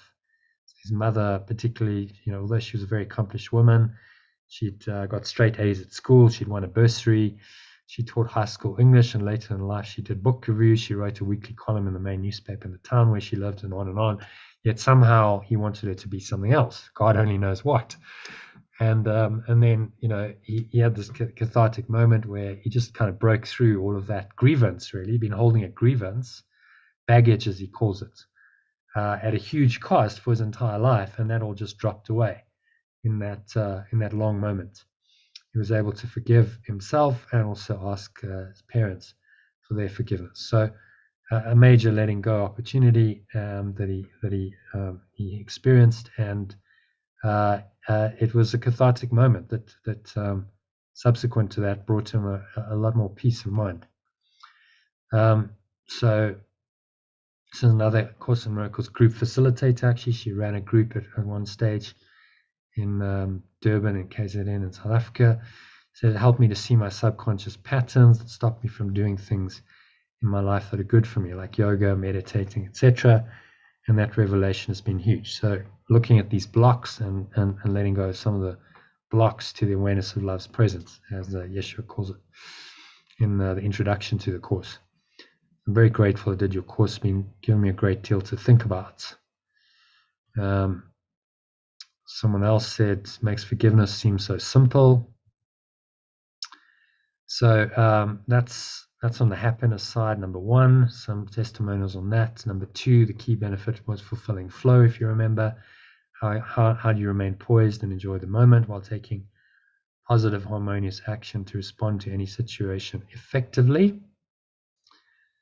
So I'm going to talk about my own experience of this. So it's me. Apologies for quality of the photo, but it was in the days before digital cameras, and that was a photo of a photo. So that was me when I was in my early 20s, and the situation was I just turned professional. I'd given up university, given up what my father thought was a very promising career as an accountant, and I'd said, no, I want to play professional squash. And I'd put a huge amount of pressure on myself. My first 6 months, I remember, it was like, I've got to win. At all costs, I've got to win, because I've got to justify this decision I've made. I've got to prove myself to everyone. So it was all self-created pressure. And unsurprisingly, I wasn't playing very well. I was losing to guys who weren't professionals. And this, in my mind, that just wasn't acceptable. So I'd lost to a chap that played at my club in the club champs a month or two earlier, and then we were playing a league match. There were two sides from the same club in the first league in Johannesburg, which is where I was living at the time. And this was a derby match, so I was like, everyone at the club's going to be there. I'm going to be on display. my whole ego identity of champion squash players at stake. So I'm getting really nervous the whole day, and I just can't kind of shake it. So just before, it was an evening match, so late afternoon, I go for a walk just to try and kind of clear my head. And had a conversation with my sister. I remember saying, well, why don't you just relax and enjoy it? You just enjoyed playing. That made a lot of sense to me. So somehow I managed to just quiet my mind and not think. I just didn't think about the match. I didn't think about the outcome. I didn't think about how I was going to play. I just blanked my mind. And it took some effort, but I went on and this just played amazingly. I played the most incredible squash, I think, of my life. Just flowed from me. I wasn't really doing it. I had this experience that Eckhart Tolle describes in this quote so well, where he says, these things like artistic creation and sports and dance and teaching, counseling, mastery in any field of endeavor implies that the thinking mind is either no longer involved at all, or at least is taking second place. A power and intelligence greater than you, and yet one with you in essence, takes over. There is no decision-making process anymore. Spontaneous right action happens, and, quote, you are not doing it. Mastery of life is the opposite of control. You become aligned with the greater consciousness. It acts, speaks, and does the works. So I already had that experience to a T. This quote describes it beautifully. It was just spontaneous. It just happened through me. It wasn't really me doing it. There was no sense of effort or strain. I didn't get tired. I made a couple of mistakes in the whole match, but they really didn't bother me at all. And needless to say, in that state of mind, I won easily. I couldn't compete. I was just in a creative flow and came off like, wow, if you play like that, then, you'll challenge some of the top guys in the country. So it was really, I remember feeling just overjoyed at the end of that. It was like a breakthrough from this very limited fear-based consciousness into a much more expansive state of mind that was happy. And it wasn't really about the result. I just felt happy. I felt liberated. And so that was probably my first, not my first, but it was a very direct, intense experience of flow, which caused me to really start, getting curious about it. And I started reading about the phenomenon and trying to understand it and, how it worked. And then, started to apply it in other areas of my life, because I realized it's not just about what you do on the squash court. It should flow into other areas of your life. So I've had a direct experience that probably was a catalyst for a lot of my subsequent learning and spiritual awakening. Without that, I may well not be doing what I'm doing today.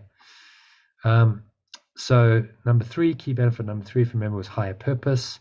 So this is about experiencing more happiness and flow in every aspect of your life, and finding higher purpose and meaning in all of your activities. So another little case study on that. So this guy called Vim, who did the first Heart and Lingo course I ran, and during the course he shared this on Facebook, Facebook page. We still do, but most people now use Telegram, or we've got a Telegram group where most people are posting.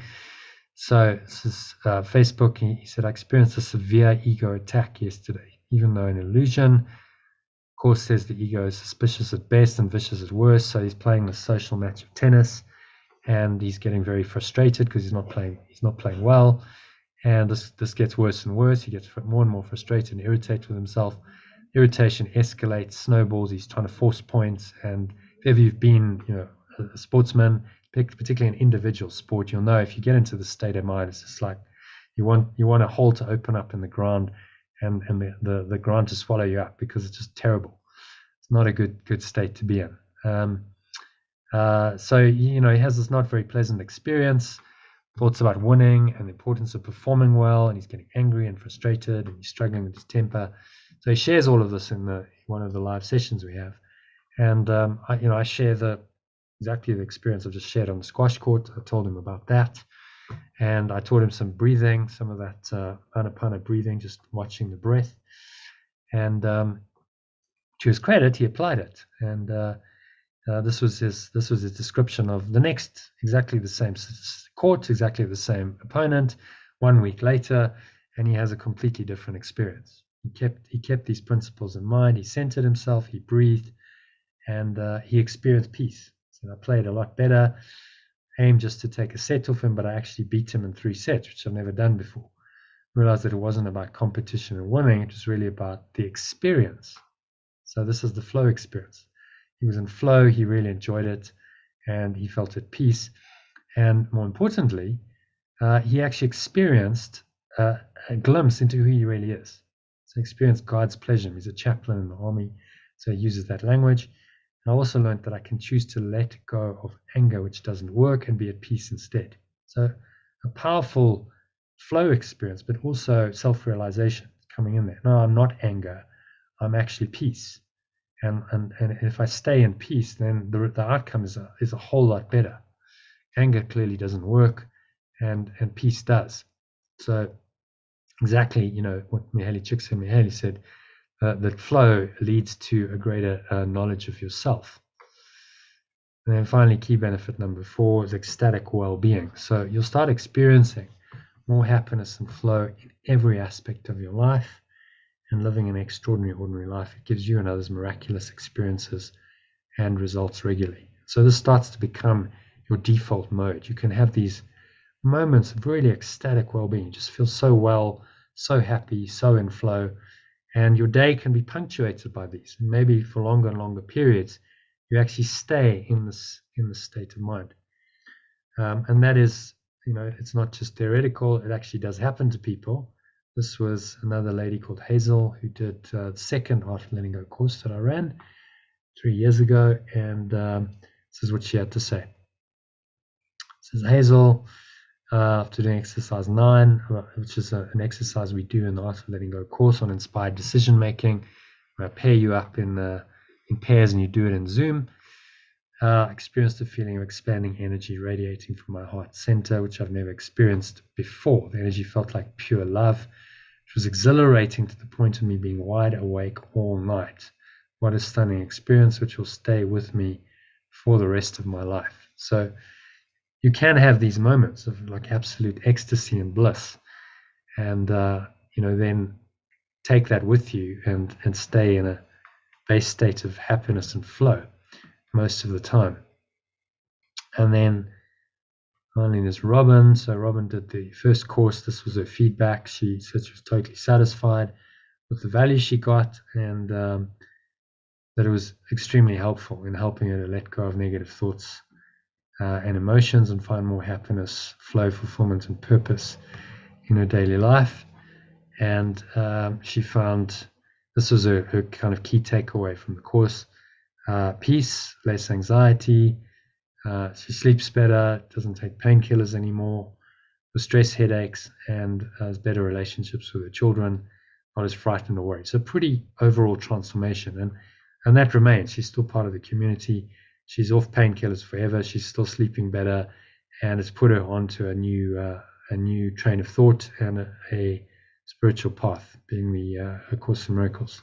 So really, it has changed her life. That 6 weeks, fundamentally. So I'm going to let her share her story briefly with you, rather than me tell it.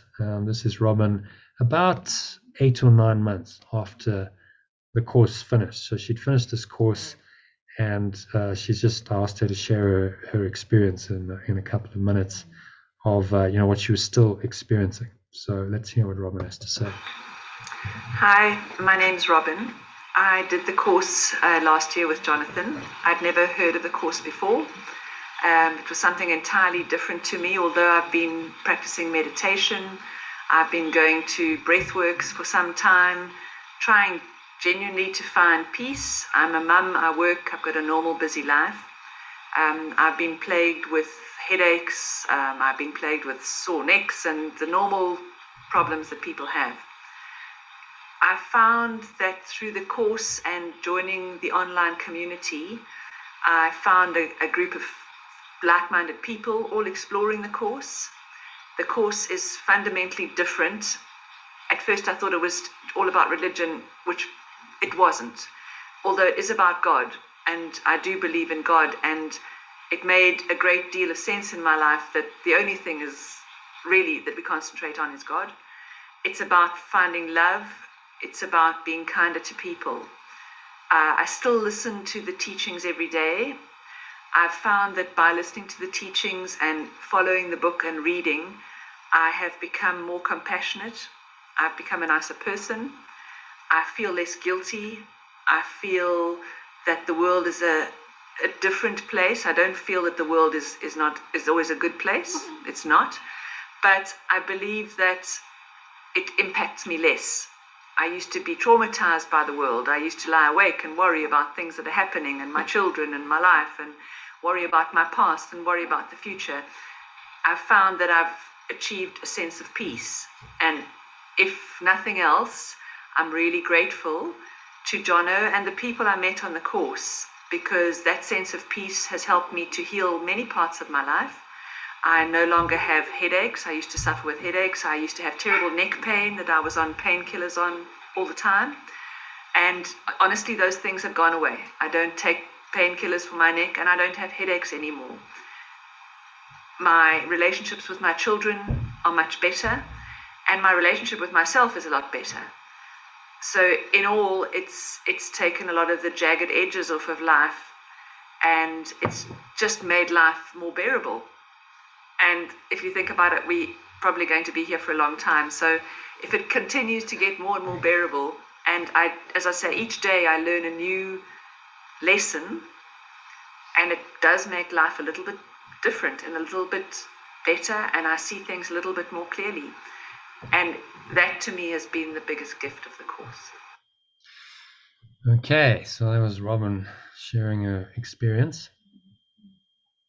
So I'll just summarize. The key benefits of doing this course, she was talking about the initial 6 weeks. So that was just after she just did 6 weeks. I didn't have an ongoing program there, but the program is designed to continue that process that the course starts. So first benefit is authentic happiness, to really be authentically happy. And you'll know how to let go of any negative thoughts or emotions, no matter how challenging the situation provoking them appears to be, and choose to be happy instead. Doesn't mean you won't get challenged, doesn't mean you won't have times where you don't, but you will absolutely know how to do it, and sooner or later, because you know how to do it, you will do it. Secondly, you'll do your daily activities in a state of flow, so you'll know how to remain poised and enjoy the moment while taking positive, harmonious action to respond to any situation effectively. So the letting go and the underlying happiness allows that to happen, and you can stay in this the state of mind much more easily if you've got the foundation of the happiness that comes from being able to let go of whatever's seemingly upsetting you very quickly and easily. And then key benefits number 3 and 4, you'll experience fulfillment, higher purpose, and well-being. So you'll start experiencing happiness and flow in every aspect of your life, living a meaningful, extraordinary, ordinary life. It gives you and others miraculous experiences and results regularly. And all of that is living a truly successful life. So success comes as a result of this. It's the whole process, living in an authentically happy way, staying in flow, experiencing fulfillment, higher purpose, and well-being, living an extraordinary, ordinary life. If you can do all of that, then you're an extraordinarily successful person, because most people don't, irrespective of what's happening on the material level. So just wanted to show you some of the very briefly some of the components of this program. So what's involved? There's a 6-week mastery course, which happens once a year. So that is happening again in February. I realized I just couldn't run that as well as run an ongoing program concurrently. So that's going to happen as part of the program, the start of the program starting February next year. But now we're well into the program, because we started beginning of this year.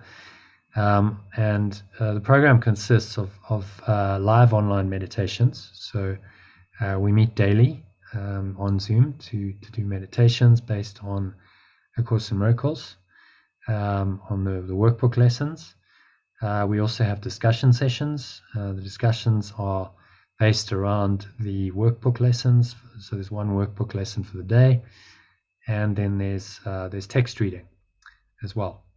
So the text reading is we do one section a day of the Course in Miracles texts. So we're currently on chapter 12, and we're just working through the entire text, one section a day, one lesson a day. When we finish the text, then we'll go on to the manual for teachers, and there's some supplements. And with the workbook lessons, it's a 1-year program. So daily, the only day we don't do something live is Saturday, because I need one day off. But daily, there's live sessions happening where we do discussion and meditation of these profound principles in A Course in Miracles. So you can join any of those. I also send you recorded meditations, breath breaks, and discussion sessions as well. So there's a whole archive of back material. I've been doing this for nearly 4 years. So I send you some of those in daily emails. You get a content-rich email every day. You get several WhatsApp messages per day. Actually, sorry, I must change that. Telegram. We've switched to Telegram because it's just a better platform. So I use Telegram for my messaging now, but it's it's the same idea. One content-rich email and access to the Art of Letting Go Club private Facebook group, and you got recorded meditations, breath breaks, and discussions. So I try to put a value to that. It's very difficult. As you can see, there's a lot that's there. There's a lot of hours, a lot of days. But if I was charging individually for each one of these things, £10 an hour for a kind of a live online session seems to be around the going rate in the UK for an online meditation or discussion. And then I've just kind of charged £1 for each email, £1 for the WhatsApp messages or the Telegram messages. So if you put it all together in a program, you're talking quite a lot of value. There's £13,500. Actually just rejigged it. I think it's probably worth more. So I think I miscalculated the amount of live online discussion sessions. So we do daily sessions. There's generally at least 2 to 3 hours a day of live online sessions.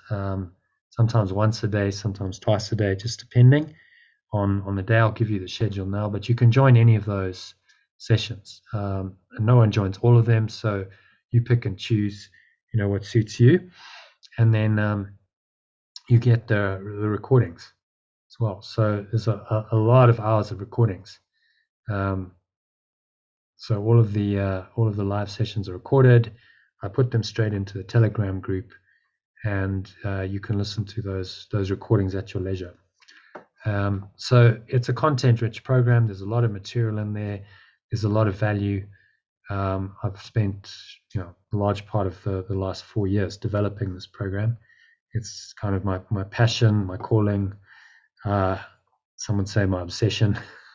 But it's there's a huge amount of value that's been put in there, and that's so that you can use it. And most people find they flow with the program, so they use the material that works for them. They might be listening to some of the meditations. They might join. Some people only join once or twice a week. I've got members who don't join at all. They just do the recordings. So you find whatever flow works for you with the material, and find a way to integrate it into your life. So I do charge for this program. I normally give just a 96% discount. So for a 1-year program, it's only £500, which is about 10,000 rand. Everyone here is from the UK, so it doesn't really factor in. It's £500 or £50 per month. So you get a 2 months free if you pay up front. But there's a 3-week free trial. So if this resonates with you, if you feel like this is something that could take your understanding and practice of A Course in Miracles to another level, then I'd recommend just diving in to the 3 weeks. That's what Sally's doing, and I think she's really enjoying it. Maybe Sally, do you want to come in here? Are you still there? Yeah. Maybe just speak to your experience of the last couple of weeks for a minute or two, if you don't mind. Well, it's been just over a week that I've since I've known Jonathan, and like one of your other reviews said, I think I've learned more in this 1 week than I certainly have done in all the years I've ever done the Course in Miracles.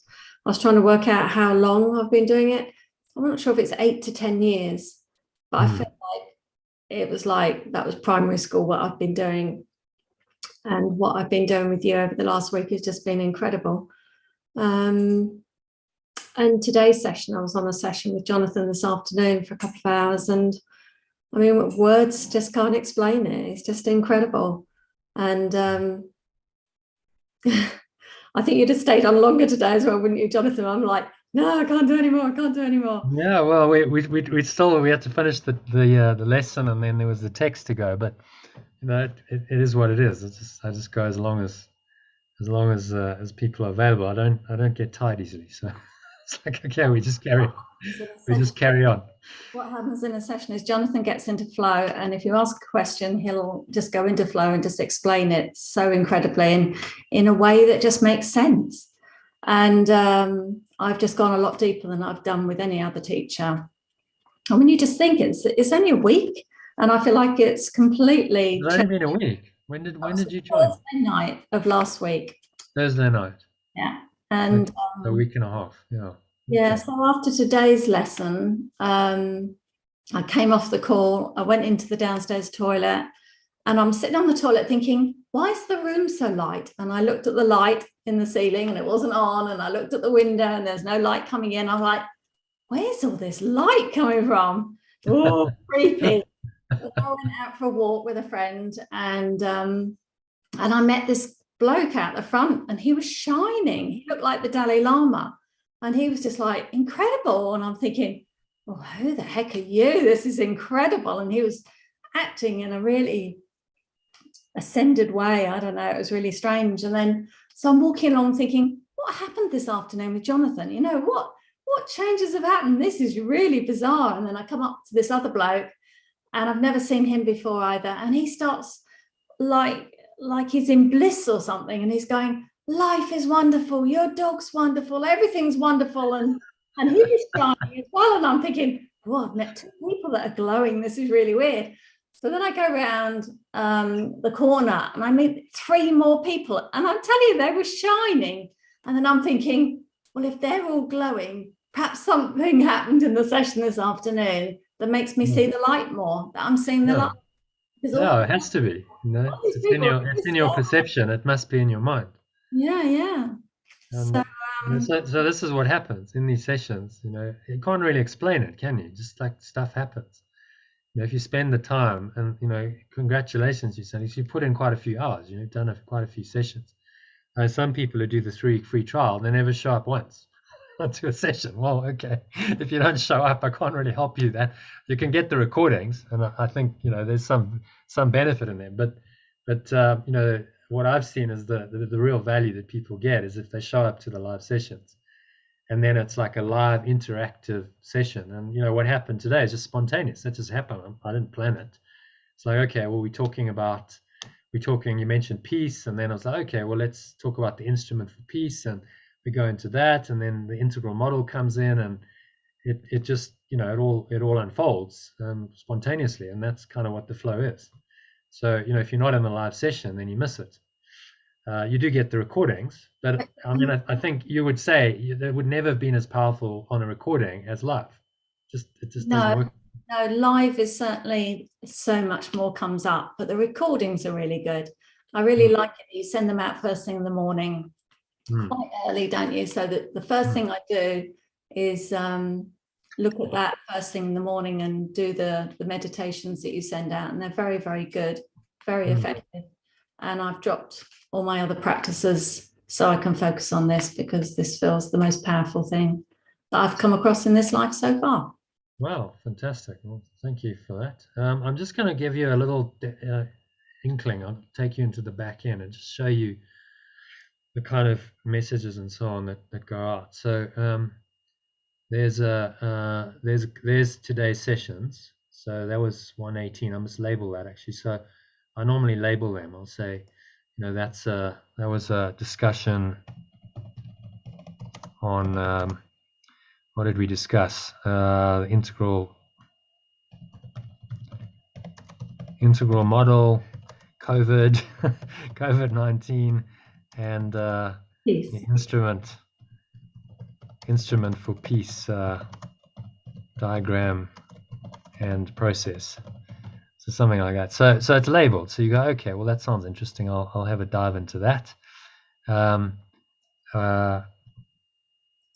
then we discuss the lesson. So I label all of this stuff and send it out straight away on Telegram. So if you're not on Telegram, you like to join, you need to get on Telegram. I moved from WhatsApp because if you can do things like this labeling, and you also don't have to download the stuff onto your phone, which is quite useful. So you can manage because people are saying, well, you're sending way too much stuff. My phone's just getting full. So it's like, okay, well, with Telegram, you manage it. You don't have to download it off the server. It doesn't work quite the same way as WhatsApp. So you'll get these regularly. What were we? Lesson 92 today. Discussion on lesson 92. So you can, if you missed the session, you can go and catch up on the Telegram group. And then this was an example of the daily lesson that the daily inspirational message that I send. So you get a quote, and the quote's related to the lesson. This one was by Oprah. Then I have a little kind of little blog post about it, which can be anything from a couple of paragraphs to a bit longer. And then you get the lesson. So you'll see in this lesson there's a lot of translation. So what we're doing with the Course in Miracles is we're translating it into another language. So these kinds of terms like miracles, terms like light, terms like God, Holy Spirit, Christ, etc. All of this language can be translated into a different language that makes it a little bit more accessible to more people. That's the only reason to translate it. That's been my experience, in doing this over the last 4 years. We've kind of come into this. So if you join, we're actually in a kind of collective group project of translating the entire course into another language. Still English, but just different terminology. So I've translated that for you into in this particular lesson. And then if you go into the email, let me pull up my email for today. So there's the email for today. So you get that in your inbox every day. It's got basically what's in the Telegram message, but formatted a bit differently, and there's a bit more in the email. So the email's got the lesson. So you click on the lesson, and that's going to take you into there's your daily lesson with the quote. So I've put an image to it just to kind of make it a bit more impactful. It's on your phone, so you can remind yourself. And then you'll get the lesson with the translation. So we went through this today, Sally, and we went through, okay, well, what's the translation of it? And I noticed in your clearing thing, you used the word true awareness, didn't you? Mm. Rather than light. So we translate light in this, miracles are seen in light, and light and strength are one. Now that's beautiful sounding. It's very poetic, but what does that actually mean?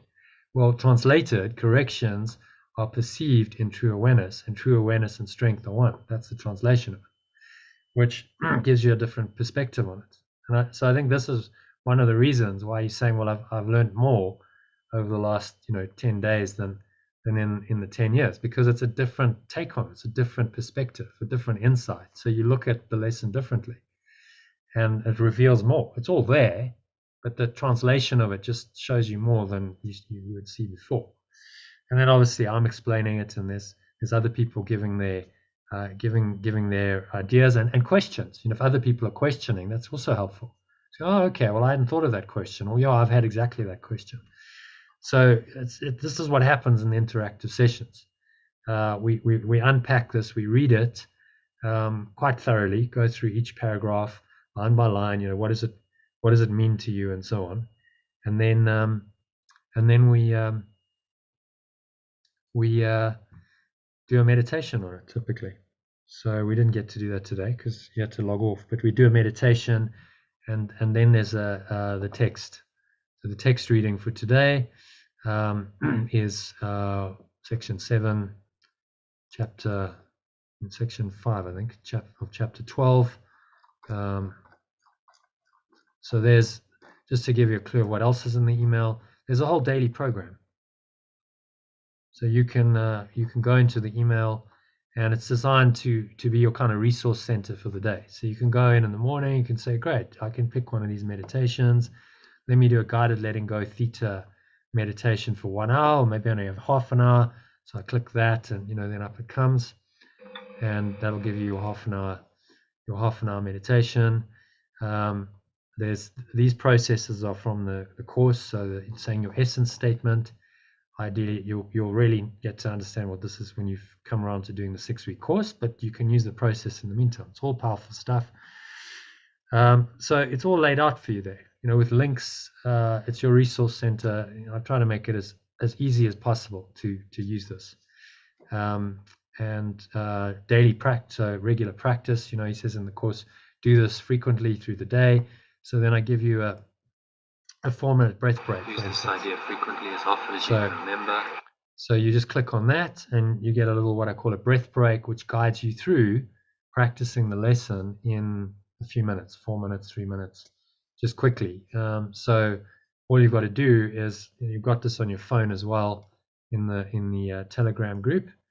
I include it here. So there's your 22-minute meditation. So that's for the longer practice, because if you're familiar with the rhythm of the workbook, he's got a longer practice in the lesson, he's got a shorter practice. So there's a meditation for longer practice, which is maybe 15 to 20 minutes, and then a shorter one, which is just a few minutes to help you to practice it throughout the day. So all there for you, the resources there, you use it, listen to it. The idea is to make it really easy to actually apply the lesson, practice it in your day. And then, if 3 minutes is too long, I give you a little instructions for doing it in 1 minute. So you can just follow those instructions and do it quickly in 1 minute. And I integrate the breath work with it, just to kind of amp up the experience, to take you into an altered state and make the pattern interrupt, because that's all Jesus is doing. He's suggesting that you interrupt your pattern, just to interrupt that pattern in a more profound way through some breath work. And if you listen with recordings, and sometimes I'll put in like background music or sound of a river, it just takes you into a different state of mind, which breaks the ego's default pattern. So those are just some of the resources that you get. I've tried to detail them in here. So there's a lot of value in this, but I recognize like no one's going to pay £13,000 for a spiritual transformation program, unfortunately. Maybe if I said you'd make millions from it, then maybe. But it's not that kind of a program. It's really about your happiness and your peace of mind, abundance in a different sense, in your mindset and in your daily experience. So what you experience today, Sally, that's an abundant way of living, isn't it? It's like, oh wow, actually, just in my experience on my walk, there's all these amazing interactions and people, and it's kind of extraordinary, ordinary, isn't it? It's like, wow, that was an extraordinary, ordinary walk, because I'm just getting all of this stuff, unusual, extraordinary stuff showing up in my experience because I've shifted my mindset. Yeah, and that's what this does. I think what you're offering is extremely good value, really, really good value. Even just doing the 3-week free trial is really generous. Yeah, well, I want you to try it, and like, does this work? If it works for you and it fits into your life and you can integrate it into your life. So 3 weeks is a good time to decide. 3 weeks gives you enough time to establish a habit. That's why I made it 3 weeks, not 2 or 1. 3 weeks gets you into a habit. And then you're like, okay, I like this. Yeah, this is something I'd like to continue with. I'd like to make this a daily part of my part of my daily life, and then you continue. And honestly, 500 yards, it's not a lot of money. I know programs like a weekend workshop is going to cost you £500 generally. So I've tried to make it, very affordable so that more people can do it, and hopefully, more people join it. We've only got a few. There's sort of a handful of people at the moment, but this could benefit many people. So thank you for referring, Sally, to your network, and I hope that Jackie and so this is another option. Let me just talk about this. If you want to do a slightly lower amount, so this gets you 2 live sessions. Actually, I've made that 3 live sessions, because there's one kind of free session. I have one open session on a Sunday, so that plus the 2 extra live sessions, and that's only £25 a month, or £250 up front. So I've tried to make it very reasonable. If you don't think you're going to join every day, then maybe that can work for you.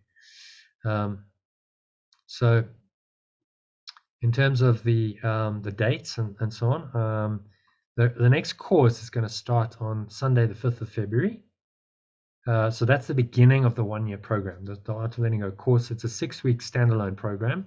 It has value in and of itself. As you heard Robin just did the course. She didn't do the ongoing program. She's a member, but she's not actively participating at the moment in these live sessions. So that was really the benefit that she got from one 6-week program, life-changing benefit. So it's a powerful program that's happening starting 5th of February next year, 6 weeks to Sunday the 19th of March. So if you're a member, then that's part of the membership package. You get the courses as part of it, and you can jump into this yearly program if you want to, starting today, Sunday, if you don't want to wait. Just what you did, Sally, you just dived in. You said, okay, yeah, I'm up for it. Offer a 3-week free trial. I just add you to the WhatsApp group and the mailing list, and off you go, and see what works for you in the next 3 weeks. So these are the times, Monday to Friday. Why are these times changed? So apologies, I need to update this. It's 1:30 p.m. UK time. Let me just go and fix that slide now. It's 1:30 p.m. It's because of the change in time. That's why you change into British summertime. 1:30. So it's 1:30 or 2:30 p.m. South African time. 1:30 UK time. That's Monday to Friday, and then 7:30 in the evening. 8:30 p.m. and the sessions last anywhere between 1 and 3 hours. So I'll just say starting today, actually, because you can start today. We'll start tomorrow. Actually, tomorrow, because today's almost over. Starting tomorrow. So if you don't want to wait until next year, because that's one way of doing it. You could say, okay, look, I'm not ready for this now, but let me come in and start at the beginning. That is a nice way to start the program, but you have to wait until February, because I cannot run the ongoing program and deliver that course, which is really the first 6 weeks of the program simultaneously. It's too much work. So you could wait, or you can dive in from tomorrow, and you can join the live sessions and get the recordings on WhatsApp. I send the recordings on email as well, because I live stream it on YouTube. So there's many ways you can interact with the material. Try to make it as easy as possible. And sessions last anywhere between 1 and 3 hours, typically, depending on what we're going to cover. So our afternoon sessions are often shorter, might be an hour to an hour and a half. We just cover the workbook lesson, and I do a meditation on it. But again, it depends on how long the workbook lesson is. If it's 15 paragraphs, then it's going to be longer than if it's a 5 or 6 paragraph one. Just depends. So the idea is just to cover the material that we're doing the workbook lesson for the day, and the reading of the text for the day, and we split it into either 1 or 2 sessions. So It's every day, Monday to Friday, at sort of lunchtime, 1:30, and then Sundays, Tuesdays, Thursdays at 7:30 p.m., 8:30 p.m. So sometimes on Sundays I switch it. Like today we had a masterclass now, so I made it in the afternoon. Sundays can vary, but Tuesdays and Thursdays it's 7:30 p.m. UK time, 8:30 South African time in the evenings, and then we'll if we didn't do the text in the afternoon, we'll do the text in the evening. So that is to cover the lesson and the text every day, and go through it in some detail, discuss it, and also translate it. So I do the translation of the workbook for you just to save time, but the text we actually translate real time as we go. So that's all part of the learning. And then as a result of that, at the end of it, we'll have the entire text translated into another language, which will be available for the next year, which will be really nice. So then that document's available and it'll go into the stream for next year. And, it's a co-creation. So that's how the program works. So you might be thinking, okay, this is all good, but I have a few obstacles. There's stuff that comes into mind. So, what we call roadblocks. I don't have the time, maybe you're thinking. Okay, well, there's a couple of ways around that. Just stop watching TV, go to bed an hour earlier, get up an hour earlier to meditate in the morning, and try and integrate these key spiritual practices into your daily routine to make you more effective and productive. So you can take breath breaks. Let's have a look. Have to go now. Okay, Sally, thank you for joining, really, and thank you for leading that little process to start with, and for your kind words. Much appreciated. Yeah. I'll see you in the week. Thanks a lot. Bye, everyone. Okay, namaste. So you can integrate this into your life. You can take breath breaks when you need a break from work. You can listen to discussion sessions while you're doing other activities. So you could be driving, eating, cooking, walking, and listening to the material. And that's going to save time. You could do a 16-hour fast every day. That's part of the process of the Art of Letting Go course. That's optional, but that obviously saves time as well. So another reason, well, I'm not ready for this yet. Well, if you're over 30, which I believe everyone here is, then that's just an excuse to avoid taking responsibility for your own happiness, flow, fulfillment, purpose, and success.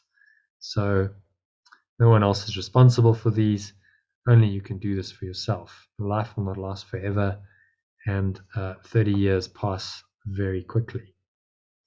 We'll give you all the tools and support that you need to do this. So it's up to you. I'm giving you the tools. Dive in and make this happen for yourself, because no one can transform your life for you. As Jesus says in Course in Miracles introduction, this is a Course in Miracles. It is a required course. Only the time you take it is voluntary. Free will does not mean that you can establish the curriculum. It means only that you can elect what you want to take at a given time. And although Christian in statement, the Course deals with universal spiritual themes, it is but one version of the universal curriculum. There are many others, this one differing from them only in form. They all lead to God in the end. So you can elect what you want to take at a given time. Yeah, you could choose not to do this, but it's a required course. At some point, you're going to have to learn this because it's the universal curriculum. And we all know. If you're human, then this is the curriculum you got to learn. That's essentially what he's saying. Can't afford this. So, well, first of all, I'd say is your happiness, flow, fulfillment, purpose, well-being in life. If you don't invest in yourself and in your life, you're really saying that you're not worth it. Well, that's the whole problem. We're trying to overcome that sense of not valuing yourself. So don't devalue yourself in this way. Action is the most powerful form of affirmation. And if you pay for the course or the program, telling yourself that you're worthy of it all. This is an essential part of the transformation process. It also ensures that you value and you pay attention to what you're learning. So if you pay some money, then you pay attention. Often I've seen if it's all free, then people don't pay attention. However, you can get a 3-week free trial, as I mentioned, or a money-back guarantee. If you're convinced you want to do this, you can dive in anytime within the first 3 weeks, give you a money-back guarantee. So however you want to do it, most people do the 3-week free trial. There's no risk. You can dive in, you can try it, and if it doesn't work for you, no hard feelings. if you decide you'd rather not continue with the course of the program the first 3 weeks, you'll get a full refund. And if you'd rather not pay anything up front, you can do the first 3 weeks free and get the Letting Go Meditation Power Pack. There's a course manual and 3 months access to the Art of Letting Go Facebook group, all free. So I'm giving you a lot of stuff free. So just to close out, I'd say, can you afford not to do this? It's your happiness, flow, higher purpose, well-being, and ability to thrive in life, and these are priceless. Are you up for the hero's journey? So we'll go into this in more detail, but really there's a call to adventure tonight. This is the hero's journey, Joseph Campbell. It starts with a call to adventure that takes you into this journey through the abyss transformation, and on the other side of it you discover who you really are, and that's really what this is about. So if you feel like you're up for that and this resonates with you, then join us on the journey. There's a few of us. You're willing to overcome your fear. Your deepest fear is not that we're inadequate, said Marianne Williamson in her book A Return to Life. Our deepest fear is that we're powerful beyond measure. It is our light, not our darkness, that most frightens us. We ask ourselves, who am I to be brilliant, gorgeous, talented, and fabulous? Actually, who are you not to be? You're a child of God. You're playing smalls and serve the world. There's nothing enlightened about shrinking so that other people won't feel insecure around you. We're all meant to shine as children do. We're born to make manifest the glory God that is within us. It's not just in some of us, it's in everyone. As we let our own light shine, we unconsciously give other people permission to do the same. As we are liberated from our own fear, our presence automatically liberates others. So there's a summary. I'm just going to skip over that. We can come back to that if anyone's interested, of the various options and so on. So it all starts with a single step. You can go to that URL. I'll send that out to you after this session. So don't worry about taking it down. I'll send you a Telegram or WhatsApp message. So you can dive straight in, pay £500, and you're in for the year, or be a bit more cautious and do a 3-week free trial. And just let me know now or later by text or email, and I'll add you to the mailing list and the Telegram group, and you can start your trial tomorrow. So that brings me to the end of the presentation. I think I've spoken enough. Any questions, anyone? I'm just going to relocate because I'm right next to people who are going to sleep. So if you don't mind, I'm just going to move while you think about your questions.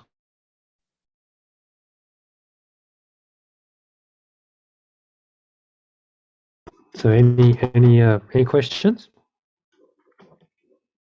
How many hours a day do you think it takes? It sounds like a very large commitment. Well, it's as much or little as you want. Right. To answer. You decide how much you can put in. There's a lot of material in here, but you decide which sessions you're going to join live, which recordings you want to listen to. Some people probably only listen to the rest breaks. It's a few minutes a day. Some people listen to the meditations as well. Some people join the live sessions. So the idea of the 3-week free trial is just to give you access to all of it and say, well, find a way to integrate this into your life, and in a way that's going to work for you. And after 3 weeks, you'll know, is this going to work or not? And if it's going to work, then, we continue. And if not, well, no hard feelings. It didn't work for you. Maybe in time it will. Maybe next year you'll join. Who knows? I'm really not attached to the outcome. If you join, you join. If you don't, you don't. I give away the material freely and generously because, it's given freely and generously from Spirit. So I'm not someone who's going to hold on to it and say it's all coming from Course in Miracles. Most of it's coming from Course in Miracles, and I draw from other sources as well. So that's your answer. If you want to spend hours and hours a day on it, you can. If you want to spend half an hour a day, you can. If you want to spend 2 hours, you can. Just depends on what's going to work for you. And what I think what Sally's done is sensible, because she's just reprioritized, and she said it's I'm going to dedicate time to this so that I can really do justice to it. And then you let go of other stuff you do, because you can't do everything at once. So, if it resonates with you speaking to you, then you might do the same thing, which clears, whatever existing practices you're doing. Maybe you've got an hour or two of those. Well, that clears that time for doing this. I'd recommend doing that in the first 3 weeks, just to give it a full go, and give it a chance to work for you, so that you get full value for that 3-week free trial, because I only offer it once. So, does that answer your question? Yeah, that's great. Thank you. Okay. Jonathan, I can actually talk to that question a bit as somebody who has I don't know how long ago did I join? A couple of months? Longer? 3 months maybe? More than that. It was February. So okay. Is it Jackie, did you ask that question? I did, yes. Yeah. So when I joined, I had a really intense period with it. I was with it a lot, and then I noticed that because the material from spirit is, it just, there are some lessons that just kind of hit home more than others. It's like that homeopathic something. Just one of the lessons would just have exactly the right words, or just the thing that fits. But genuinely, what I have found in my life over the last 3 months is a massively dramatic change in my life. And I listened to David Hoffmeister because Jonathan shares that every morning. And it's fantastic just waking up in Scotland and having something in my inbox that can directly connect me with the course. So I feel he's just with us, he's kind of with us whether we choose to tap into the course or not. Sometimes I do. Actually, I sort of accidentally did one of the lives on Facebook. I was like, oh wow, I'm actually here, but I couldn't engage, or I didn't feel like I wanted to engage that day. And then other days I want to dive in, but it's like, because the message is in each lesson, it's almost the same message really about letting go. But it's not. It's each lesson is also a right. It's unto itself. It's a beautiful thing, an incredible thing. But I'm finding, as I kind of dip in and out, just that the trajectory of my life is shifting enormously. My ability to let go has increased, like I really didn't think it was possible. I've been working on something for about 5 years to let go of it. And I've literally just noticed, and I'm in a more intense period now, so I haven't been on the call so much because I'm moving around.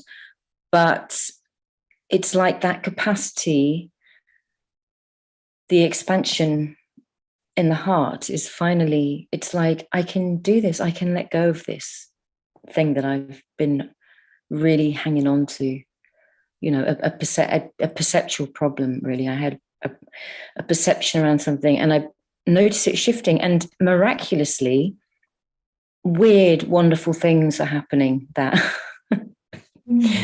And I really do feel, for me, that the course is an anchor. It just anchors me, like Jonathan called me the prodigal daughter the other day, because I've been away for a while. Hadn't been on a call for a bit.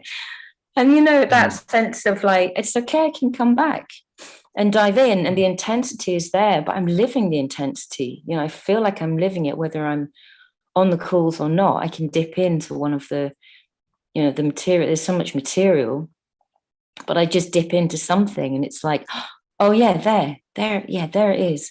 There's that capacity again. So it's really quite, and I say that really with a very full heart. I really mean this. I really mean this. Yeah. And then I share Iona, who's on the course as well, she introduced me actually, but as neighbours, and we may not continue to be neighbours, but as neighbours we were sharing. And now we can just give each other a little phone, not for long, just a wee catch up. And is this Iona Leishman? Yeah. And it's amazing the language and the perceptual change, and just having that link somehow with the truth of myself via a friend, in language that I understand. Just a massively quick check-in, it might be like a minute, and it's like, oh yeah, there it is. Mm-hmm. So it's really great being somehow not tracked, but I want to say part of something, but I don't really mean that. Almost, it's the flow is going, and it's available, it's open to me, and I can access it in a variety of different ways. And so then I leap in, but I don't leap out. I might not be on the call for that day, but I'm still in the flow with the course. So yeah, if you get scared, because I would be like really scared about, oh my God, the commitment, but I have found a way to make it work for me right now. Yes, I would like to be on the calls more, but actually, do you know what? I really trust what's going on for me. I trust myself, and I trust that Holy Spirit is just keeps guiding me, really. And that feeling of being guided is stronger than it has been.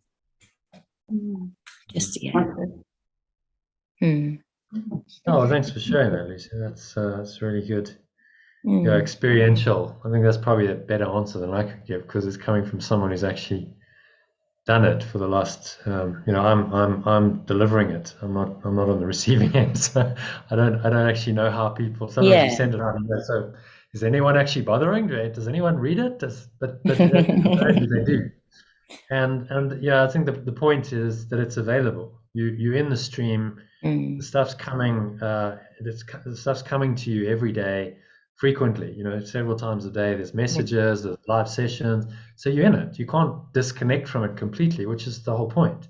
So yeah, well, okay, I can't manage a full live session, but why don't I just dip in and listen for half an hour while I'm driving? I can do that, and then it's available, fresh content. And what I've seen with all this content coming through is that it gives the Holy Spirit ample opportunity to give you the messages that you really need. So if someone will just go, wow, I just listened into that, and it was exactly the right message. It was amazing, and it just really, and because you're in the field and all this content's coming to you, that's much more likely to happen than if you go, okay, well, I'm kind of doing the course, but I'm not really. A lot of people say, well, I'm reading the course, but they might dip in once a week.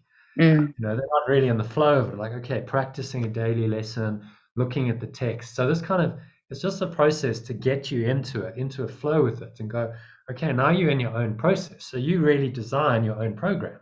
Like, I give you all the material, but then you interact with it as you choose to. So you've got complete flexibility as to how you want to use the material. So, if you can't do 20 hours a week, which is an intense, but you can manage 5. Well, that's better than not doing 5. So then do the 5 hours of live sessions, and then maybe you can fit in some meditations from the recordings, and maybe if you're driving, you can go, okay, well, I can listen to some of the recordings, and so you end up doing 10 hours a week. Well, that's a whole lot more than you were doing before. 10 hours a week of transformational information and practices coming into your life is going to start changing your mindset, because that's just how it works. If you spend the time, you do the spiritual practices, you're going to find that shift happens. It's just inevitable. And all I've done is I've created a program that creates the platform for that to happen. And then it's up to you to use it or not. And as I said, some people don't. Sadly, they do the 3 weeks and they're like, well, okay, you didn't show up, you didn't use it. Well, then you're obviously not ready. But if you feel like this resonates, then I just encourage, dive in, just jump in. There's no cost. I want to make it as easy as possible. Do the 3 weeks, and then in 3 weeks, see, you'll know very clearly, whether this is going to be something you can work for you and you can integrate into your life or not. And if not, well, look, no hard feelings. It doesn't don't feel bad, because it doesn't cost me anything to add you to the mailing list and to the Telegram group. That's the beauty of this information age. It's like, okay, there's actually no cost to it. It's just a minute of time to do it, and then you see, you decide, and it can really. I've seen it can really, if you're open to it, it can really work for people. I've seen massive transformation. My owner has shifted hugely in three months.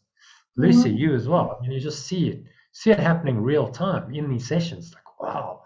Sally, in 10 days, she's just like, whoa.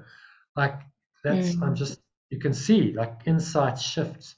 And that's just amazing. I love doing what I do, because, there isn't really anything more powerful. So, welcome. If you'd like to join us, join the journey, jump on board tomorrow. I'll add you to the mailing list and to the Telegram group, and your free trial starts tomorrow, and see how it goes. It's not tomorrow, because I've got really a heavy, it's complicated, but hopefully in a week or two I might have more time. Okay. So that would definitely be interesting. So perhaps I can, reconnect with you then once, I've got a clearer diary, and I can actually give it the time it needs. It's obviously quite a commitment. And you make use of your 3 weeks, don't you, if you do that? Yeah. Something else I wanted to can I just briefly share something as well? Something I found really useful is, before Jonathan goes on the live, before he presses the live button and we go on YouTube, it's an opportunity to share what's going on. And I found those reflections, because Jonathan's speaking through with the course, I found those reflections and the help, actually, just another perceptual sort of, I was going to say look, but it's not quite that. Another kind of shift on my personal subject, if I bring it, is really useful, is incredibly useful, has been really, for all of us, actually, for Iona as well.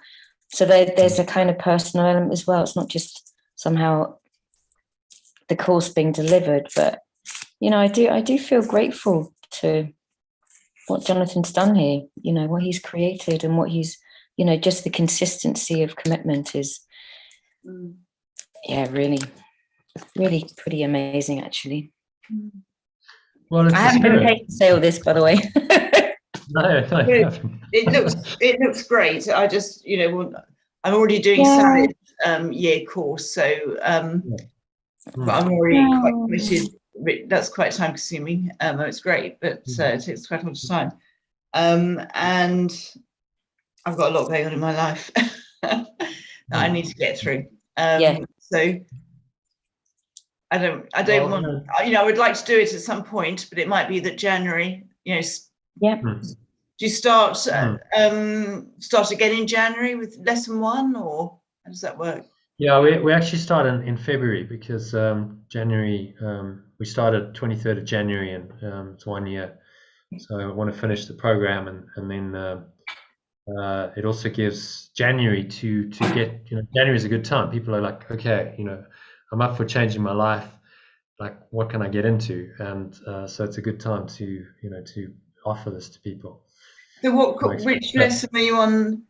So if I were to join now, I'd be joining around lesson 90, was it, you said? Or? Yeah, we lesson 92, Right. Today. So you just jump into the stream of it, and then when the course comes around, the initial 6 weeks, which Lucy did most of. You did about 4 weeks of that, I think, Lucy. You got the meat of it, which is really fortunate. So that's a transformation process. There's some processes that are not course. I mean, they're all based on A Course in Miracles, but there's stuff included in the first 6 weeks that's not in A Course in Miracles. But there is actually an opportunity. I'll mention it. I haven't had a chance to put it into my presentation. There's an opportunity to do a retreat. We're planning a retreat in Findhorn. Oh, nice. In September, 21st to the 26th of September.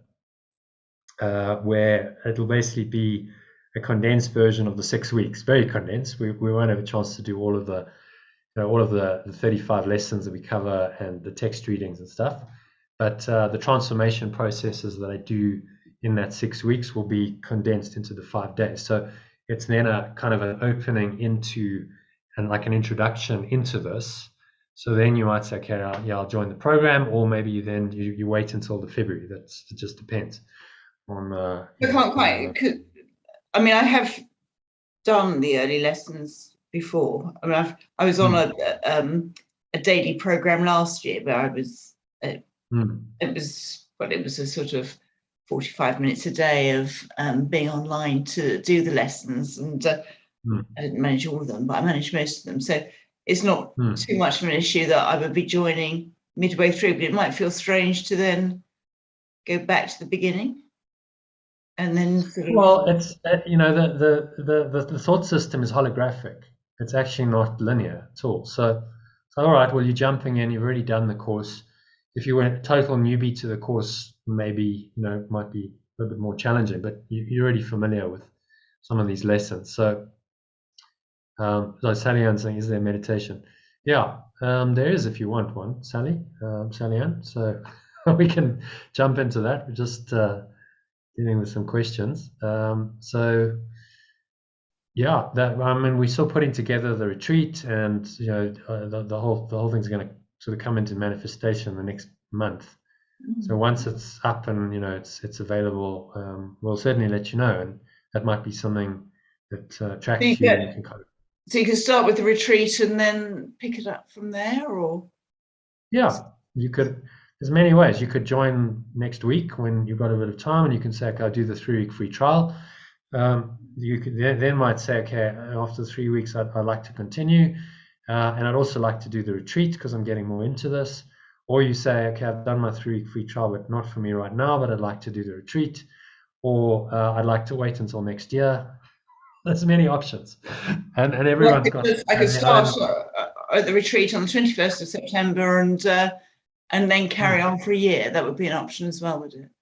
Yeah, absolutely. Jump into the program whenever, and it's ongoing. It's an ongoing program, so you just carry on. That stage will be halfway into the lessons. So it'll cycle around, and maybe people who are on it now might even continue for a second year, I guess. Well, that's the idea. It becomes part of, it's like spiritual gym. You don't stop gym after a year. You carry on because you need to keep your body in shape. Well, it's the same. It's the same with the mind. Right. This is ongoing mind training, and I've been doing this 16 years. I've been working with the course, right. And I was like, well, the first 10 years, I didn't really get it, honestly. I just didn't get it. Yeah. It's like, it's deeper and deeper and deeper. And, the more you work with it, the more you go, oh, okay, actually, I was just really scratching the surface. It was like baby steps, but it's a start. So year one, you cycle through it. It's like, okay, well, yeah, I got quite a lot out of it. Cycle through the same material year two. Whoa, okay, I'm just seeing a whole lot more. I think it's getting It's going to reveal itself. So, hopefully this is like an ongoing program. And this, and we can watch it on here. We're sending a message to say, I'm just going to send him a message to say. Right. So this is Georgia. Georgia, hi. I think she's off mute. Georgia, do you have any questions? Oh, yeah. Oh, hello. You're watching it with me. I'm watching it with Sally Ann. So but her battery's gone on her it was a couple of hours. iPad. So we're still together. Okay, lovely. I saw she logged off there. Yeah. So any thoughts, any questions? I'm actually going to have to leave because I've got to sort something out for very early tomorrow morning. But it's been really interesting. Thank you very much. And I'm definitely interested in doing it at some point, but I need to work out my timing.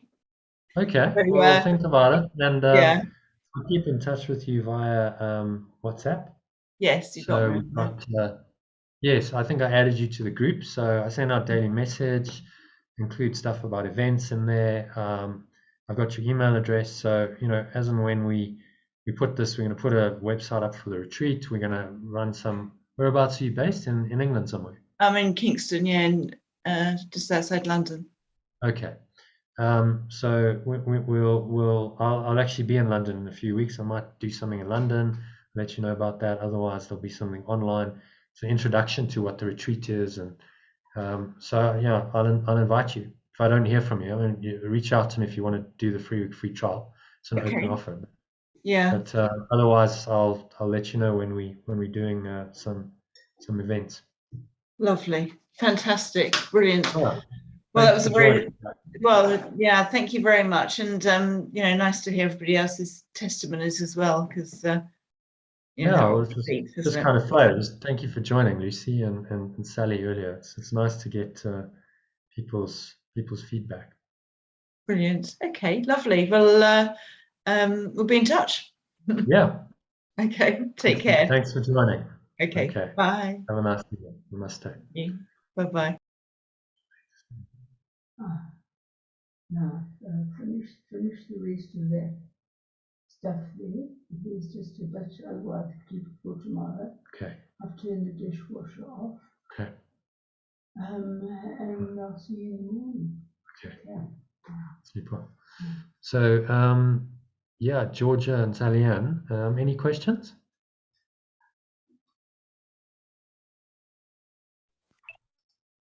Oh, I just muted you again. Sorry, I was to unmute. Just hadn't realised it was go on quite so long, so I just didn't want to miss out on anything. So. Yeah, well, we're in kind of Q&A now.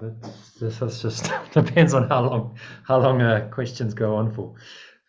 As Lucy will tell you, I just go until it's finished. Just as long as it takes. So, any questions? Any comments? No. Well, I'm actually been doing with Sally the Course in Miracles in a group that I've been doing. So this was why I was quite inspired to come on and listen this evening and possibly take up the at least the trial period. But I just thought I need to stay to the end. I'm just feeling tired. Nothing. Perhaps it's the whole. Going in the flow. I'm flowing too well, really. Right. Okay. Yeah. So did you? All good. Yeah. I think you wanted to know if you were going to do meditation at the end. Oh yes, I thought that. Yeah, I must have read something wrong. No, we will do a meditation. Right. Yeah, that's right. Yeah. Yeah, I'll take you through a 10-step. It's a 10-step letting go process. Which is a summary really of what's the teachings in A Course in Miracles. Thank you. Oh, brilliant. It takes you through it in like a 10-step process, which I'll also send to you at the end. I've got this recorded with a little talk about it, so it's a bit of a gift for staying till the end. So thank you. We can go into that now if you like. Just any thoughts on would you like to do the 3-week free trial starting tomorrow, or do you want to wait? What are your thoughts? Well, I haven't actually done the Course in Miracles, so I'm not aware of. This is Georgia speaking. Sorry, can you see? I'm not sure if you can see me. Yeah. So I think my thing for me is I've taken a lot of courses on and then don't do a lot of them because I get overwhelmed. So I've got a member of Mind Valley, and I'd love to if I wasn't doing other things, but I'm not discounting it. I just need to think about it, I think.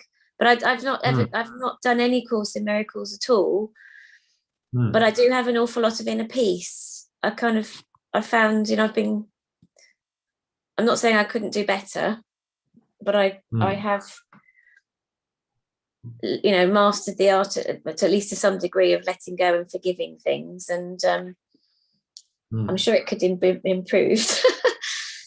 But, well, that's good. So you're already doing it. It's maybe just taking it to another level.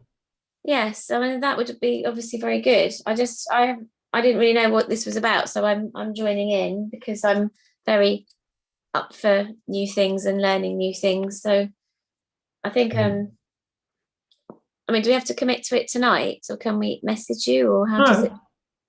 No, you don't have to commit tonight. Think about it.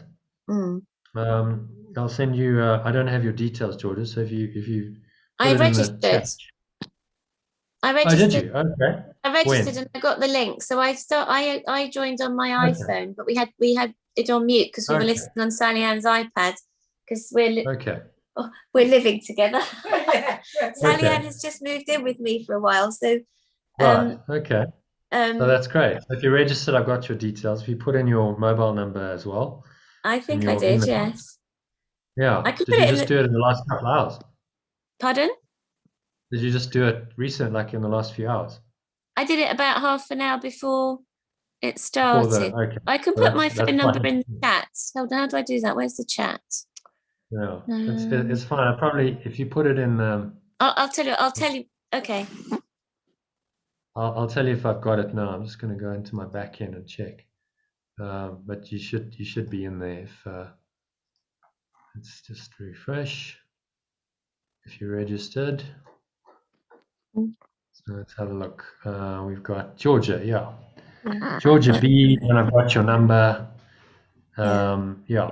So it's in there. It's all good. So yeah, I have a free group. I send some material out to a group called Life Builder Inspiration. So I'll add you to that tomorrow. So you'll get some material every day. If you like the full Monty, go into the full 3-week free trial.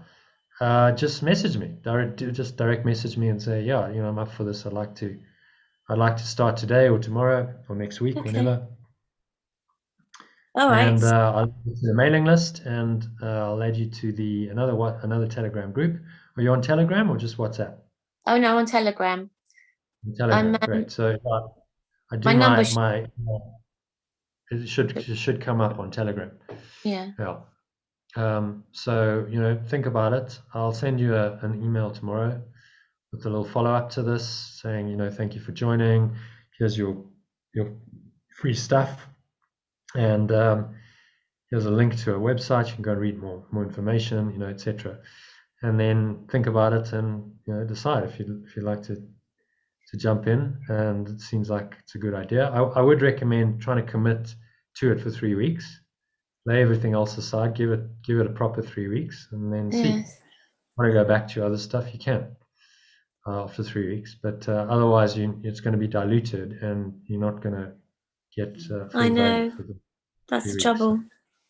That's the trouble with. Well, Sally's just gone. I'm committing to this. This is more powerful than anything else. So I'm going to stop everything else and just do this, which is a good approach. If you do that for 3 weeks and it's not working for you, well, you can always go back to what you were doing. This is, I know Mind Valley quite well. It's another level. Like, they don't do this stuff on Mind Valley because it's like basically it's the end of Mind Valley. You don't need more courses. This is once you got it, you got it. You don't need to go on another course and another. It's part of that. Okay, well, there's something else. Okay, well, there's this teacher and there's this teacher. And none of it's bad.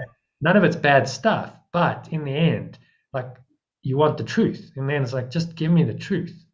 What is this? What is this world? What am I in? And I haven't seen that on Mind Valley. There's no one who's teaching at that level of like, okay, let's talk ultimate, absolute truth here. It's like a course on this and a course on that. So it's still, it's useful, and it's all training wheels for people. But eventually, you've got to come to the realization that, like, all I really want is the truth here, ultimate truth. Well, and that's contained in A Course in Miracles. It's a pure non-dual teaching. It really is.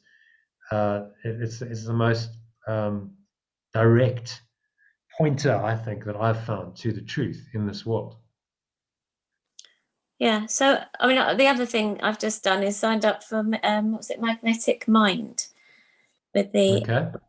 So that's bothering me a bit because it's a big commitment, and I don't need to bore you with all the things I've signed up for.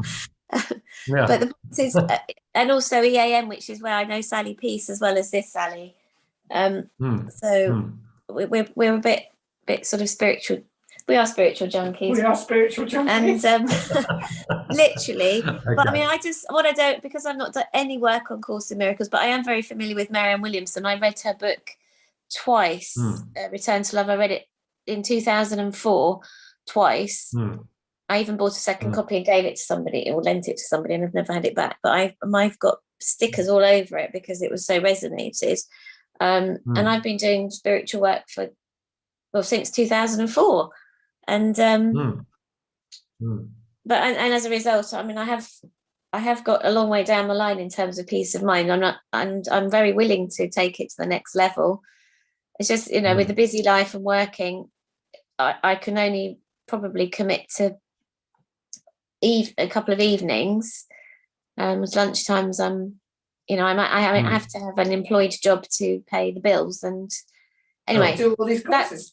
That's my problem. It's just, or my joy, in fact, or not, whatever. I mean, life is a joy. And but I just want to know what it is if you, by doing the course, what is it that we end up with in terms of growth or experience? Is it just pure peace of mind? And that's what I'm not clear on. I don't know what I'm aiming at. Okay. Well, it's foundation of happiness. Yeah. I don't know how much of the slideshow you saw. I saw everything. Happiness. I've been on from the beginning. Happiness. Okay, so happiness as a foundation. I'm foundationally happy because I know how to let go. Like, the slings and arrows that life throws at me don't throw me off for very long, because I know how to drop it. So you'll get a lot better at that one key skill of letting go. As Lucy said, it's just like, because really that's what it comes down to. In all of my, I've been on this path a very long time. Many gone into personal growth, looked at all kinds of things, and eventually you go, well, what's the simple? Let's boil it down to the absolute essence of this. What is the essence? And the essence comes down to one thing: can I let go? Because if I can do that, then all the negativity that the ego has invented, it's just trying to pull me into its negative dark pit of morass of negative thoughts and emotions. It just can't do that, because I know how to identify them, number one. So first step is to become much more aware of them. So it builds your awareness. And then the second thing is, yes, I do know how to let these go. And I have daily practice. This is what the workbook lessons are doing. I have a daily practice to help me to do this, as well as other tools. And I give you meditations, this meditation practice based on the 10-step process. That's all available. There's tools. And every day you get a different take, you get a different lesson, and it's all really saying the same things. It's asking you to let go of your mental and emotional attachment to this world. Well, yes. So it's the ultimate. This is where this is all leading.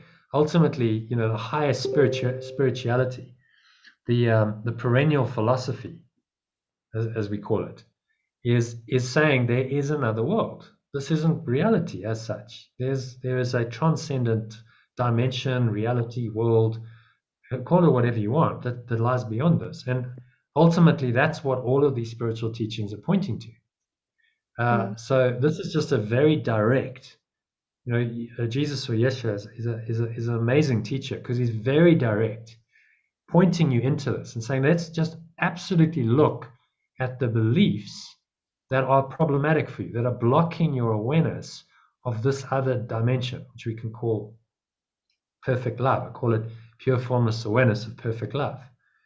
And those are the beliefs that you need to look at and you need to let go of.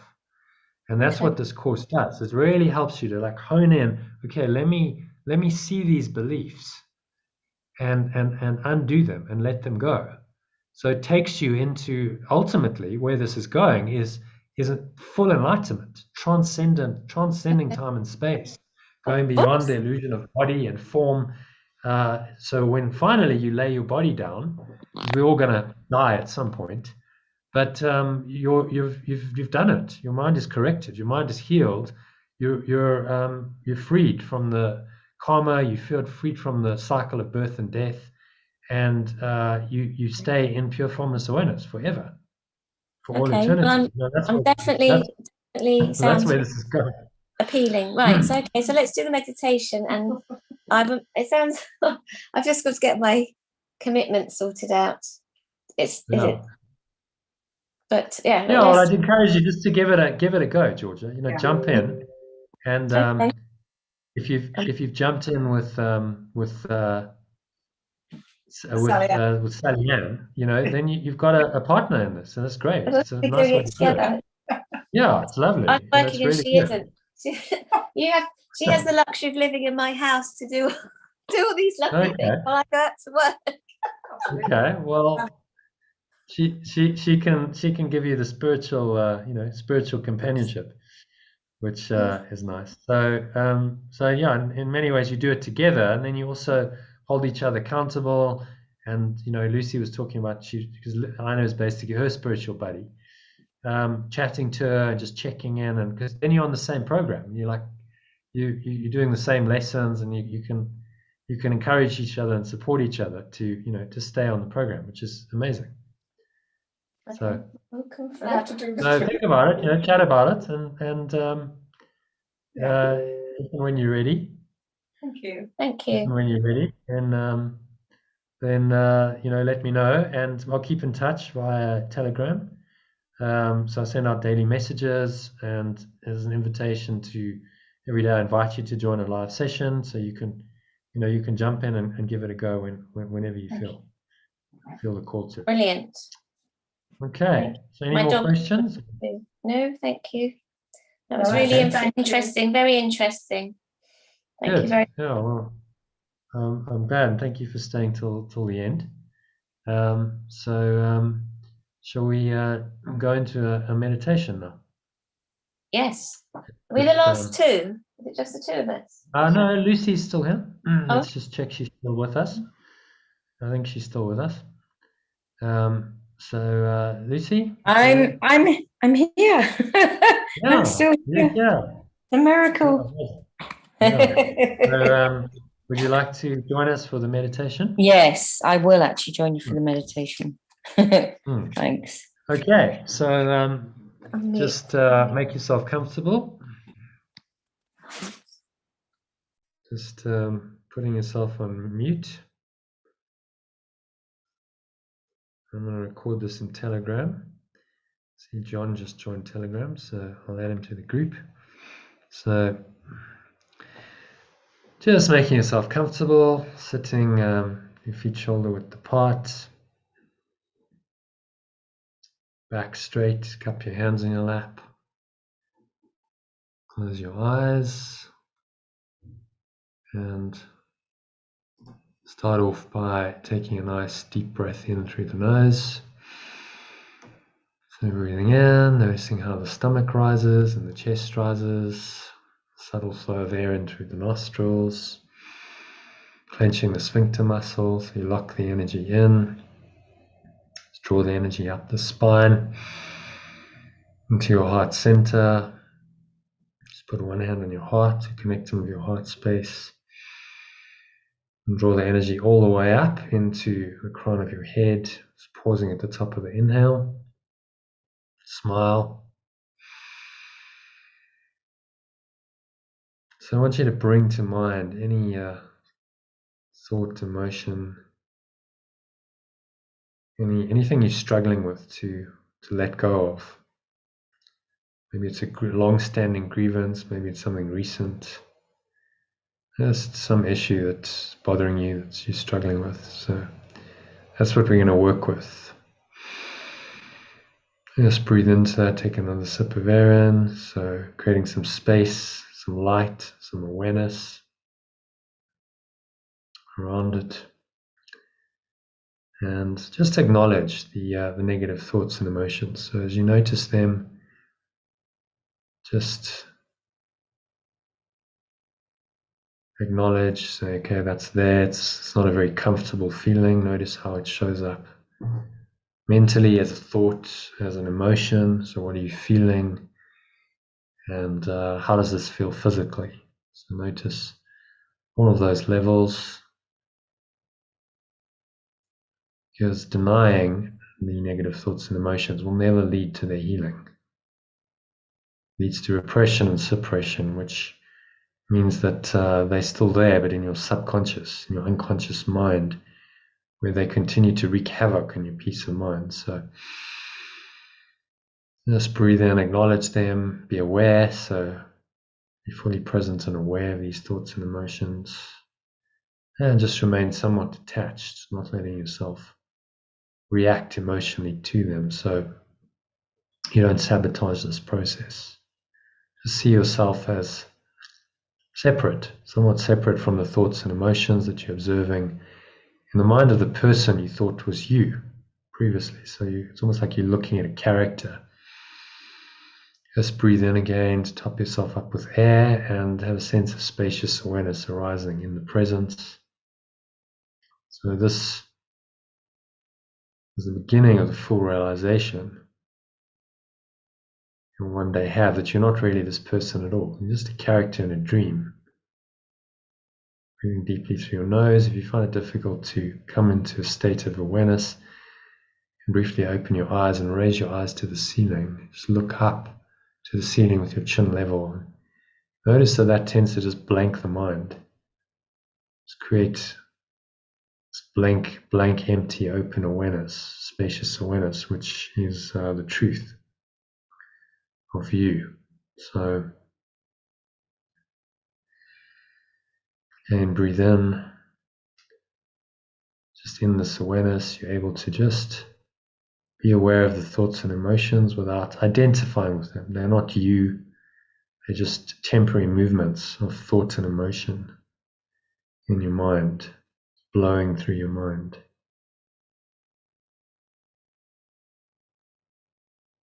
And now you're just going to release them. So you're going to exhale. And you're going to release. You're going to let go of these thoughts and emotions. Remembering as you do that this is an illusion or a dream. So remind yourself that the world and your changing perception of it, including the situation that seems to be upsetting you, is an illusion. A dream created by your ego mind to reinforce its false and fearful identity. The dream isn't real and isn't really happening. So ask yourself, why am I getting upset over nothing? This is just a dream. Dream life, dream characters, dream world. There's no reason to get upset by any of it. So let's breathe in again. And breathing in the truth into your body, into your mind. And this step may seem to be impossible and incomprehensible to you. This is really only your ego's resistance to the truth. That it is a dream. There is no self-concept, false self-concept that we've invented. It's led to the projection of a world outwards, to a dream world.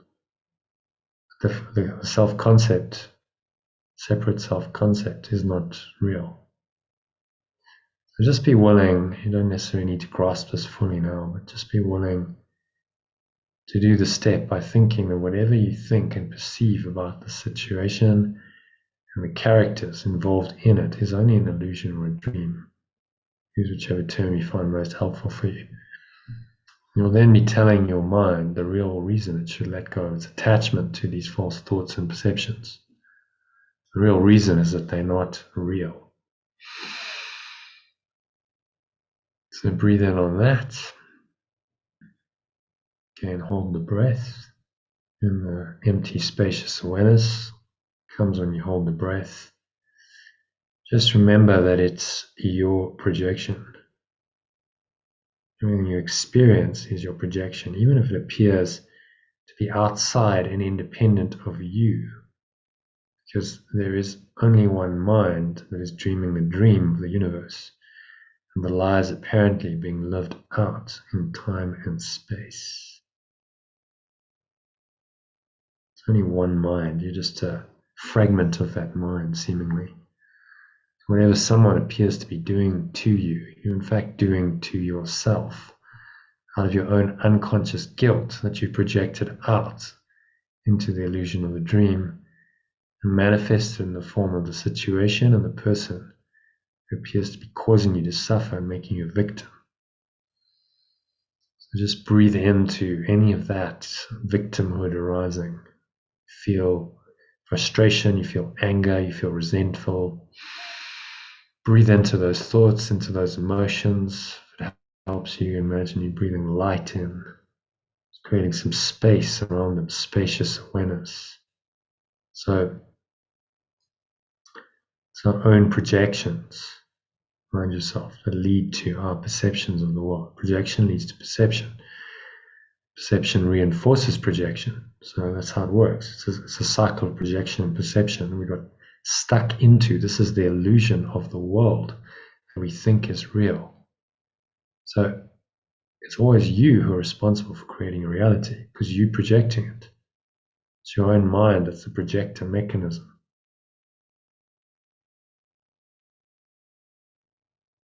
So just tap into that, feel it, breathe it in to every pore, every cell, every muscle of your body, every part of your mind. You're absorbing this truth into every fiber of your being. That the world is your projection, it doesn't exist independently of you. It lies in your perception. This is what quantum physics is saying. It's not independent of you. You as the perceiver bring it into being. There is no reality in the absence of observations. Fundamental quantum physical principle. There's no reality in the absence of observation. So I can just let go of my belief in these projections. Right? I project out of my mind and then I make what I see real. This is how the projection mechanism works. It's how we invent this apparently external world. It's out of our minds. It's because we're out of our minds. We've projected ourselves into a body that we can conceive of a world such as this. So just acknowledge this, and as you exhale, blow it out.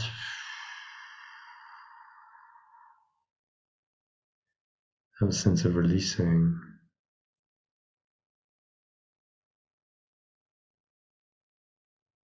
Letting it all go, surrendering at the bottom of the exhale into the deep peace and stillness that comes from this process. Now in the stillness, breathe in again. Deep breath in, and imagine you breathing in the essence of compassion into your heart center. Feel it in your heart. You can put one hand on your heart to connect in with your heart space. And just be compassionate towards yourself and all others involved in the situation, knowing that you and they are doing the best they can in their current state of consciousness. And all unconscious, unloving behavior happens because people don't feel loved, and is in fact a cry for love.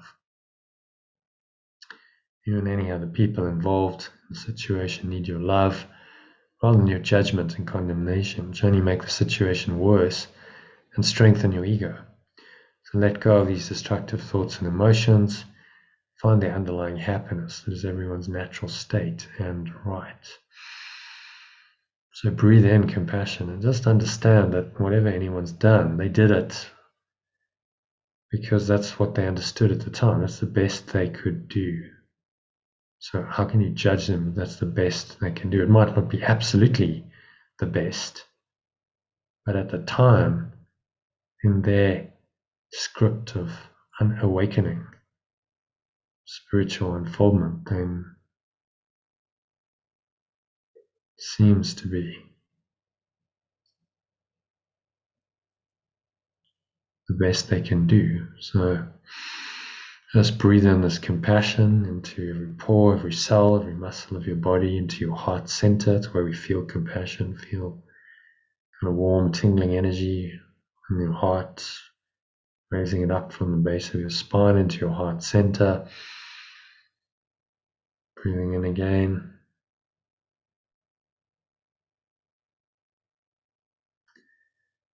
and really feel this compassion for personal people involved, even if they've behaved on the level of form badly, atrociously. They're just prisoners. They're prisoners of their own mind. They're prisoners of their own belief in separation and the fear and the anger and the hatred and the attack that come from that. So you can only have compassion because they are not happy. They are enslaved in their ego mind. So I want you to feel the emotions.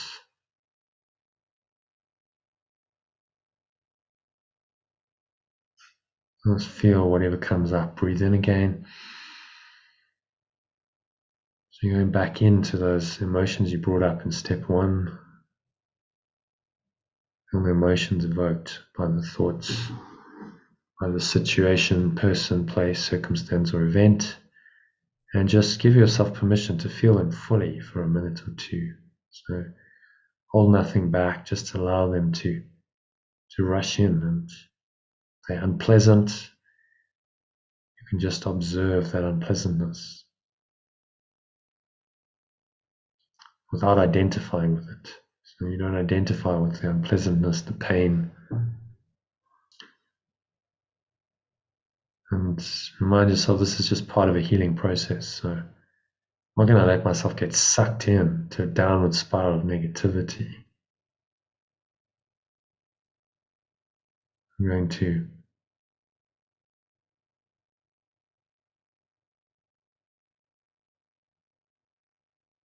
just be willing to let it go. So breathe in light. Imagine a golden or white light flowing in to your heart center,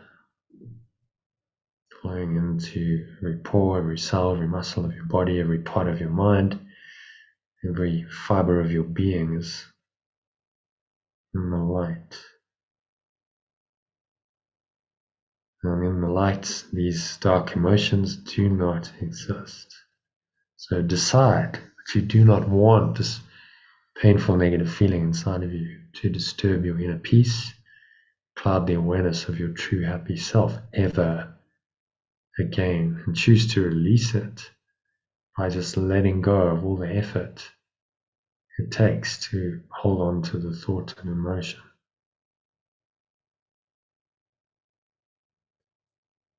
So just breathe it in. You can imagine a golden or white light flowing into every pore, every cell of your body, every part of your mind, every fiber of your being, particularly into any areas where you feel darkness, tension, maybe a knot in your stomach, block in your chest. There's tightness in these areas. We're looking for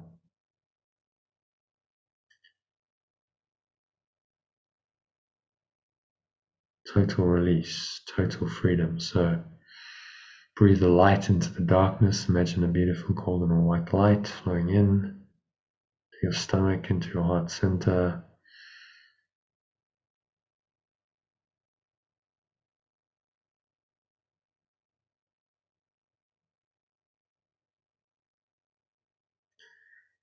And now in that sacred place in your heart, the light resides, in which no darkness can abide, you're going to just let go of the pain. So imagine as you exhale that you're blowing away these dark clouds.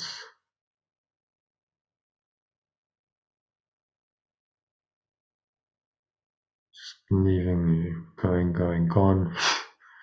Nothingness they really are. The clouds have no power to obscure the eternal light of your source that's shining, blazing through your awareness right now, shining your light.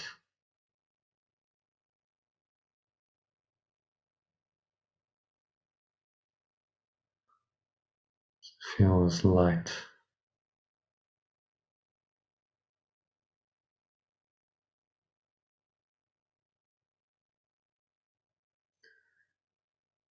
Feel the light.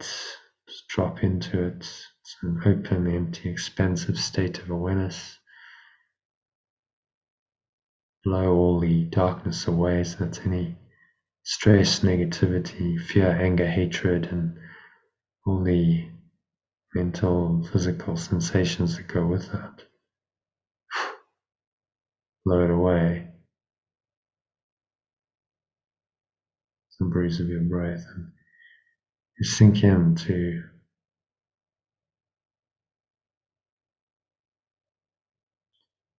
deep peace that lies beyond it. So this is the reward of letting go. Just sink into the peace. Appreciate the perfection of the situation.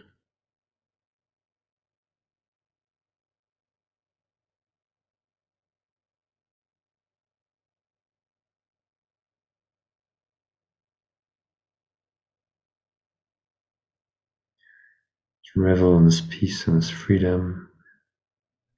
Nothing to say, nowhere else to go. Just be in the light. Pure true awareness.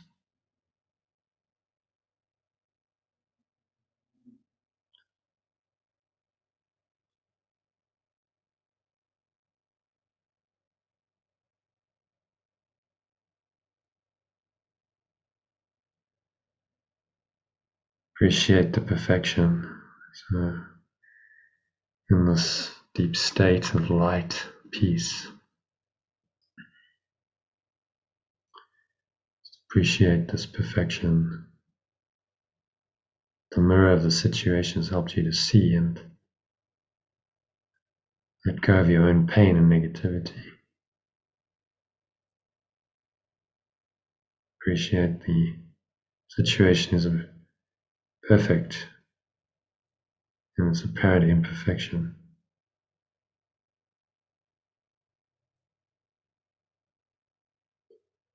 Perfect in its imperfection.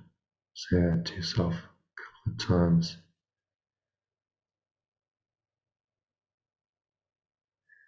Why is that so? Because it's brought your unconscious guilt and fear, anger, other related egoic emotions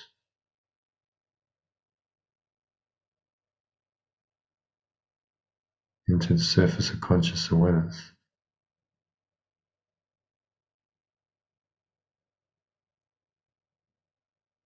So, without the situation, person, without the difficulty, you would not have had this experience, this opportunity to let go of another layer of your ego. To remain buried in your subconscious mind, your suppression or repression of these thoughts. Now they've been brought into awareness, you can release them. So do that again with the breath. Exhale, just release.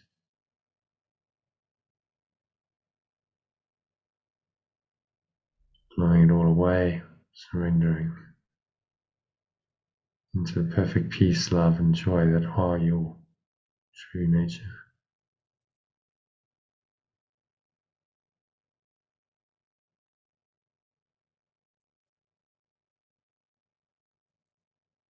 What you deserve to feel all the time. So don't worry if you struggle with feeling deservable, because it goes against your ego's identity.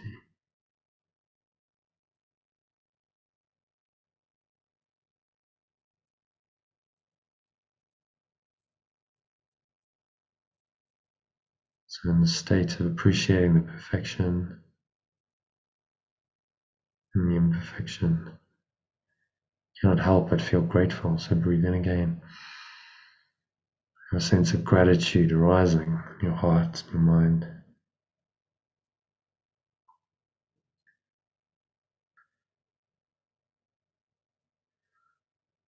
I'm truly grateful to the person or people involved in the situation, for the entire situation, for being your teacher, for giving you the gift of bringing your ego's negative thoughts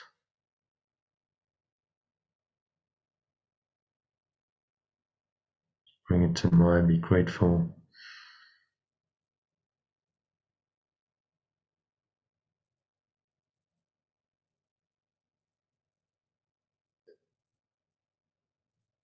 So you can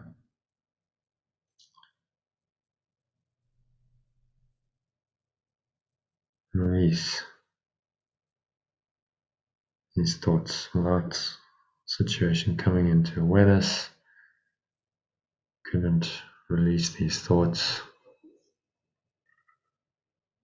and you don't heal. So you can only be grateful because this person, the situation, has been your teacher, and the whole point is to help you to become aware of another part of your ego and free your mind from that.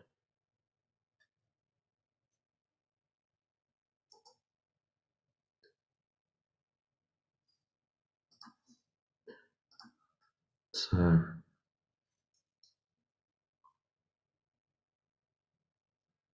and you say to yourself that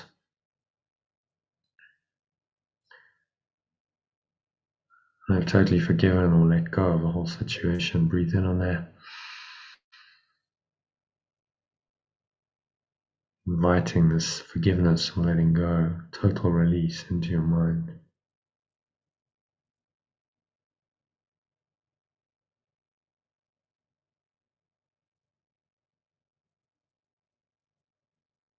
So forgiven means that let go of my own negativity towards this person or people or situation. There's no negative thought and emotion, there's no grievance.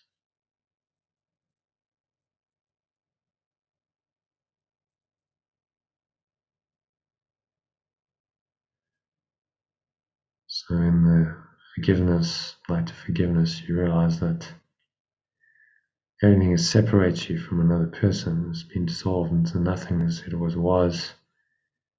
You and everyone else involved has been healed through your forgiveness. So you're letting go. So say to yourself, as an affirmation of this, I forgive you, and then name the person.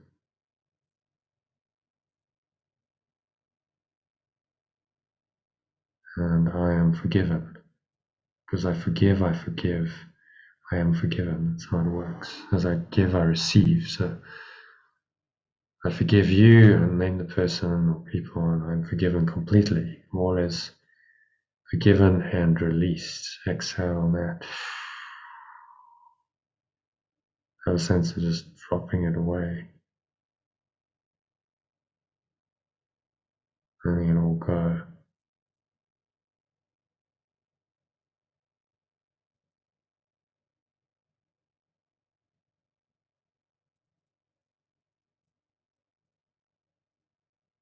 So as an affirmation of this, I forgive you, name the person, I'm forgiven completely. All is forgiven and released. All is let go and released. I let go and I am healed completely. All is let go and released. We always are, have been, and will be one self. So I love you unconditionally as myself. And bring that person into awareness as they are.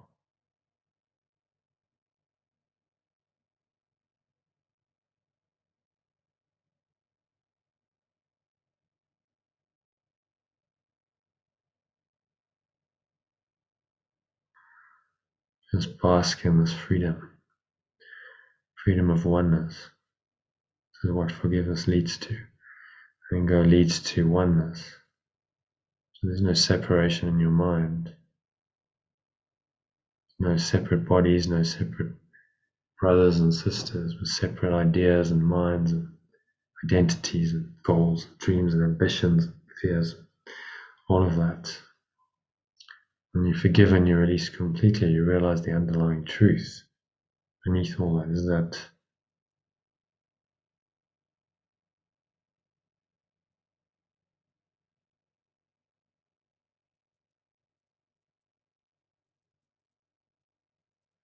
you just sink into this deeper feeling. You don't have to explain it, need for words and processes is over for the next few minutes. Just surrender to it very deeply, silently.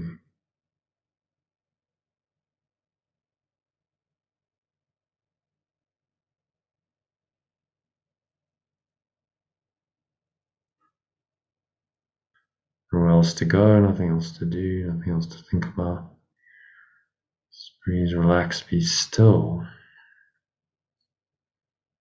Go inward to the kingdom of heaven within, the place that forgiveness shows you. Place of perfect peace and happiness and light, freedom. So just rest in this pure non-dual state of awareness.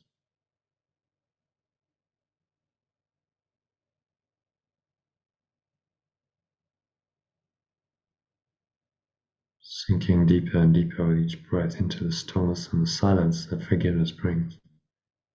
So you let go of everything else, all blocks to awareness and love's presence, and you come face to face with God.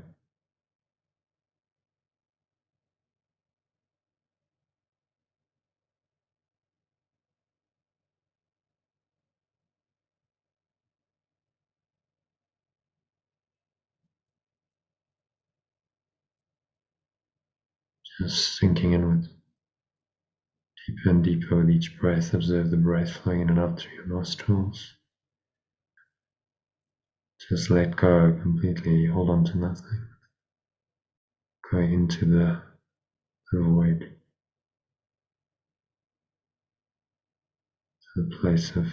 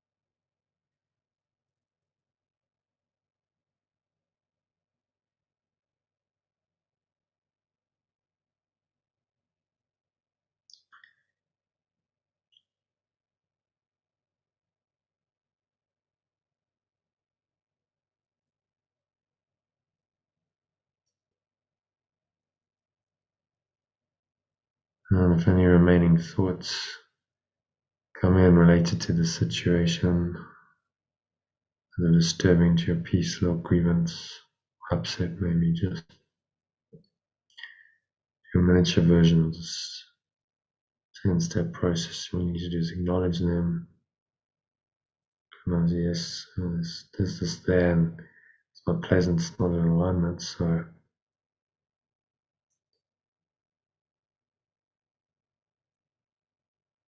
going to let go, blow the thought and emotion away like a cloud pattern in the breeze of your breath. It's nothing and nowhere. Clouds have no substance, they cannot obscure the blue sky of your true awareness, your pure formless awareness, and the light of your source that shines through it.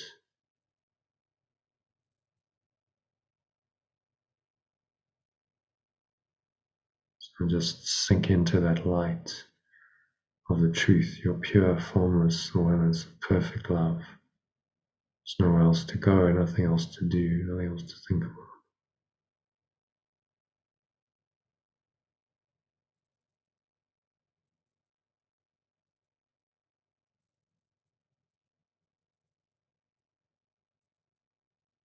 Deeper and deeper with each breath, go into the light. There's nothing stopping you. Sink into it, let it envelop you, encompass you, enfold you, overwhelm you. Just surrender deeper and deeper into the light. And just rest there in the perfect light of your true beingness for a few minutes of deep silence.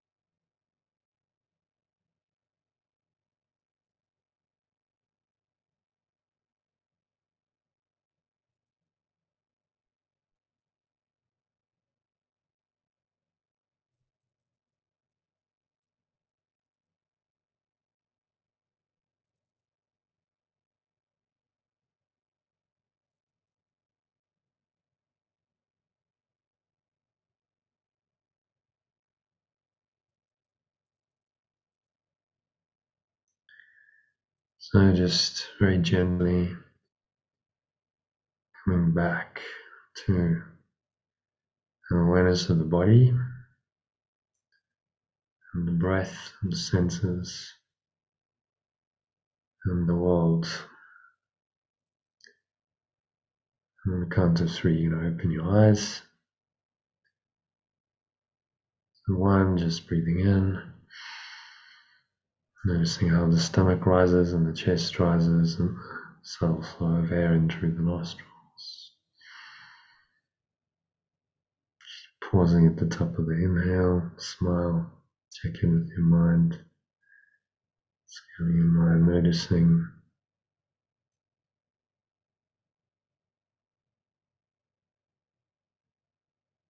thoughts and emotions, any sensations. Is there anything disturbing there? Just be willing to drop it once and for all. With the help of your breath, so exhale out through the mouth, letting it all go like a cloud just drifting by. There's no power to obscure the eternal sky of your true awareness. Blow it all away with the breeze of your breath, sinking into the the peace that passes all understanding. Beyond all of this, pure formless awareness. So anchor that state in, notice it, anchor it in, stay there the rest of the evening. So said and so it is done. So now on the count of 2, notice the weight of your body, pressing down into the chair, and your feet touching the ground. Notice what you're feeling and touching your hands. Notice any smell in your nose, maybe there's a subtle taste in your mouth. Notice that. Notice what you're hearing in the surrounding environment.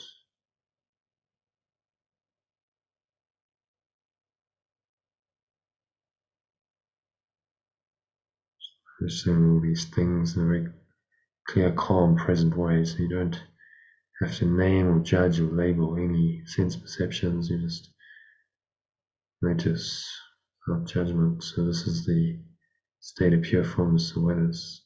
Keeps you in that state, free of judgment, no interpretation. Your mind is in pure formless awareness.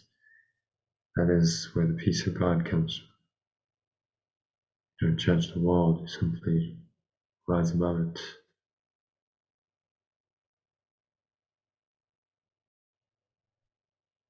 It's transcended in your perception. So notice this flow of air into your nose as you breathe in, subtle clenching of the sphincter muscle, perhaps drawing the energy up the spine. Notice what you're smelling as you breathe in. Maybe there's a subtle taste in your mouth. Notice what you're hearing. Just noticing all these things from this very still, calm, surrendered state. So there's no judgment, there's just pure formless awareness. With pure formless awareness of perfect love flowing through your mind. So anchor that state in, and time notice it. Clear, light, free. So you can stay there for the rest of the evening and into tomorrow, to the week ahead. It'll stay with you for the week. It'll keep you in peace. Keep you in this underlying state of happiness and flow in all of your activities. Sense of higher purpose and fulfillment, well-being. All of that is mastering the art of letting go.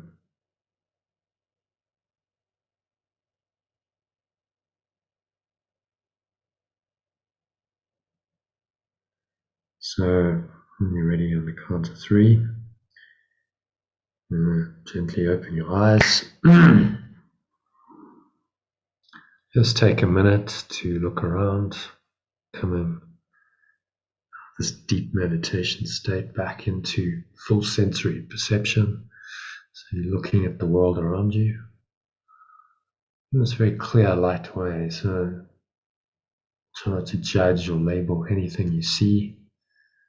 It could be a wall, it could be a light, a sofa, a person. Notice that this awareness, or true awareness, is still there. Hopefully you connected very deeply in the last 40 minutes, but it's still with you and underlying all of your perceptions. So when you're learning that it's never gone away, it's the foundational awareness that you have, without which you would have nothing. You would have no life, no awareness. So the task is just to stay connected to this awareness, not get sucked into ego beliefs that are taking away from that awareness.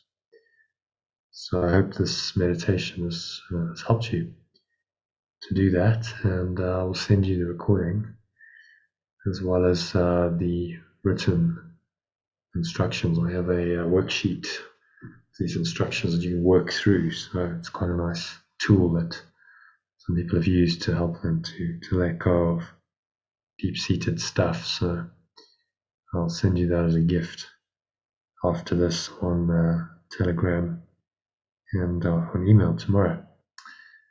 And that, I think, brings us to the end of the session. So thank you for staying till the very end. And I look forward to the ongoing journey with you. Hope to see you in the group soon. Namaste.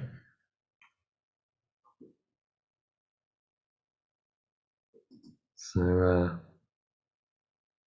let's just say bye-bye. You're still muted, I think, Georgia. Oh, yes, thank you. Good. So thank you for joining again, and ponder on the opportunity, and when you're ready, then let me know, and I'll be in touch via Telegram message and email tomorrow. Thank you very much. It's been very interesting. Good. Thanks, Jono. Good. Thank you. Cheers. Thank you, Good Lucy. night. Good Okay, night. nice. See you Thank tomorrow, you. I hope. See you tomorrow. Okay. Good night then. Thank you very much indeed. It's only a pleasure. Did you enjoy the meditation? Yes. Yes. I think I went very deep into the meditation. Oh, It's been relaxing. good. Yeah, so I'll send you the 10-step process, because some of it may have got lost in the meditation. That's what I guided you through. So it's quite a powerful process you can use to really apply this teaching. It's all in here. It's in 10 steps, so you can apply it to anything that you're struggling with to help you let go and find peace of mind. Thank you very much. I'm very lucky. I think I've learned a lot for myself. But anything extra is very, or the next level would be. Well, that's what this offers you. So when you feel ready, dive in, and I'll keep in touch with you via Telegram message. I send out a daily message every day. Okay. So yeah, and as I mentioned, we're running a retreat in September, so that might be something that interests you as well. Yes. Yes. I like September retreat. the 26th. Yeah. So we're just putting it all together, and but once it's there, I'll send it to you, and maybe that's the intro that you need. I don't know. These things will, if it's meant for you, it'll work itself out. You'll see. You'll get the guidance one way or another. Yes. So thank you again for joining. Thank you to Thank you. Sally. Yes. Okay, that's really interesting. Thank you very much.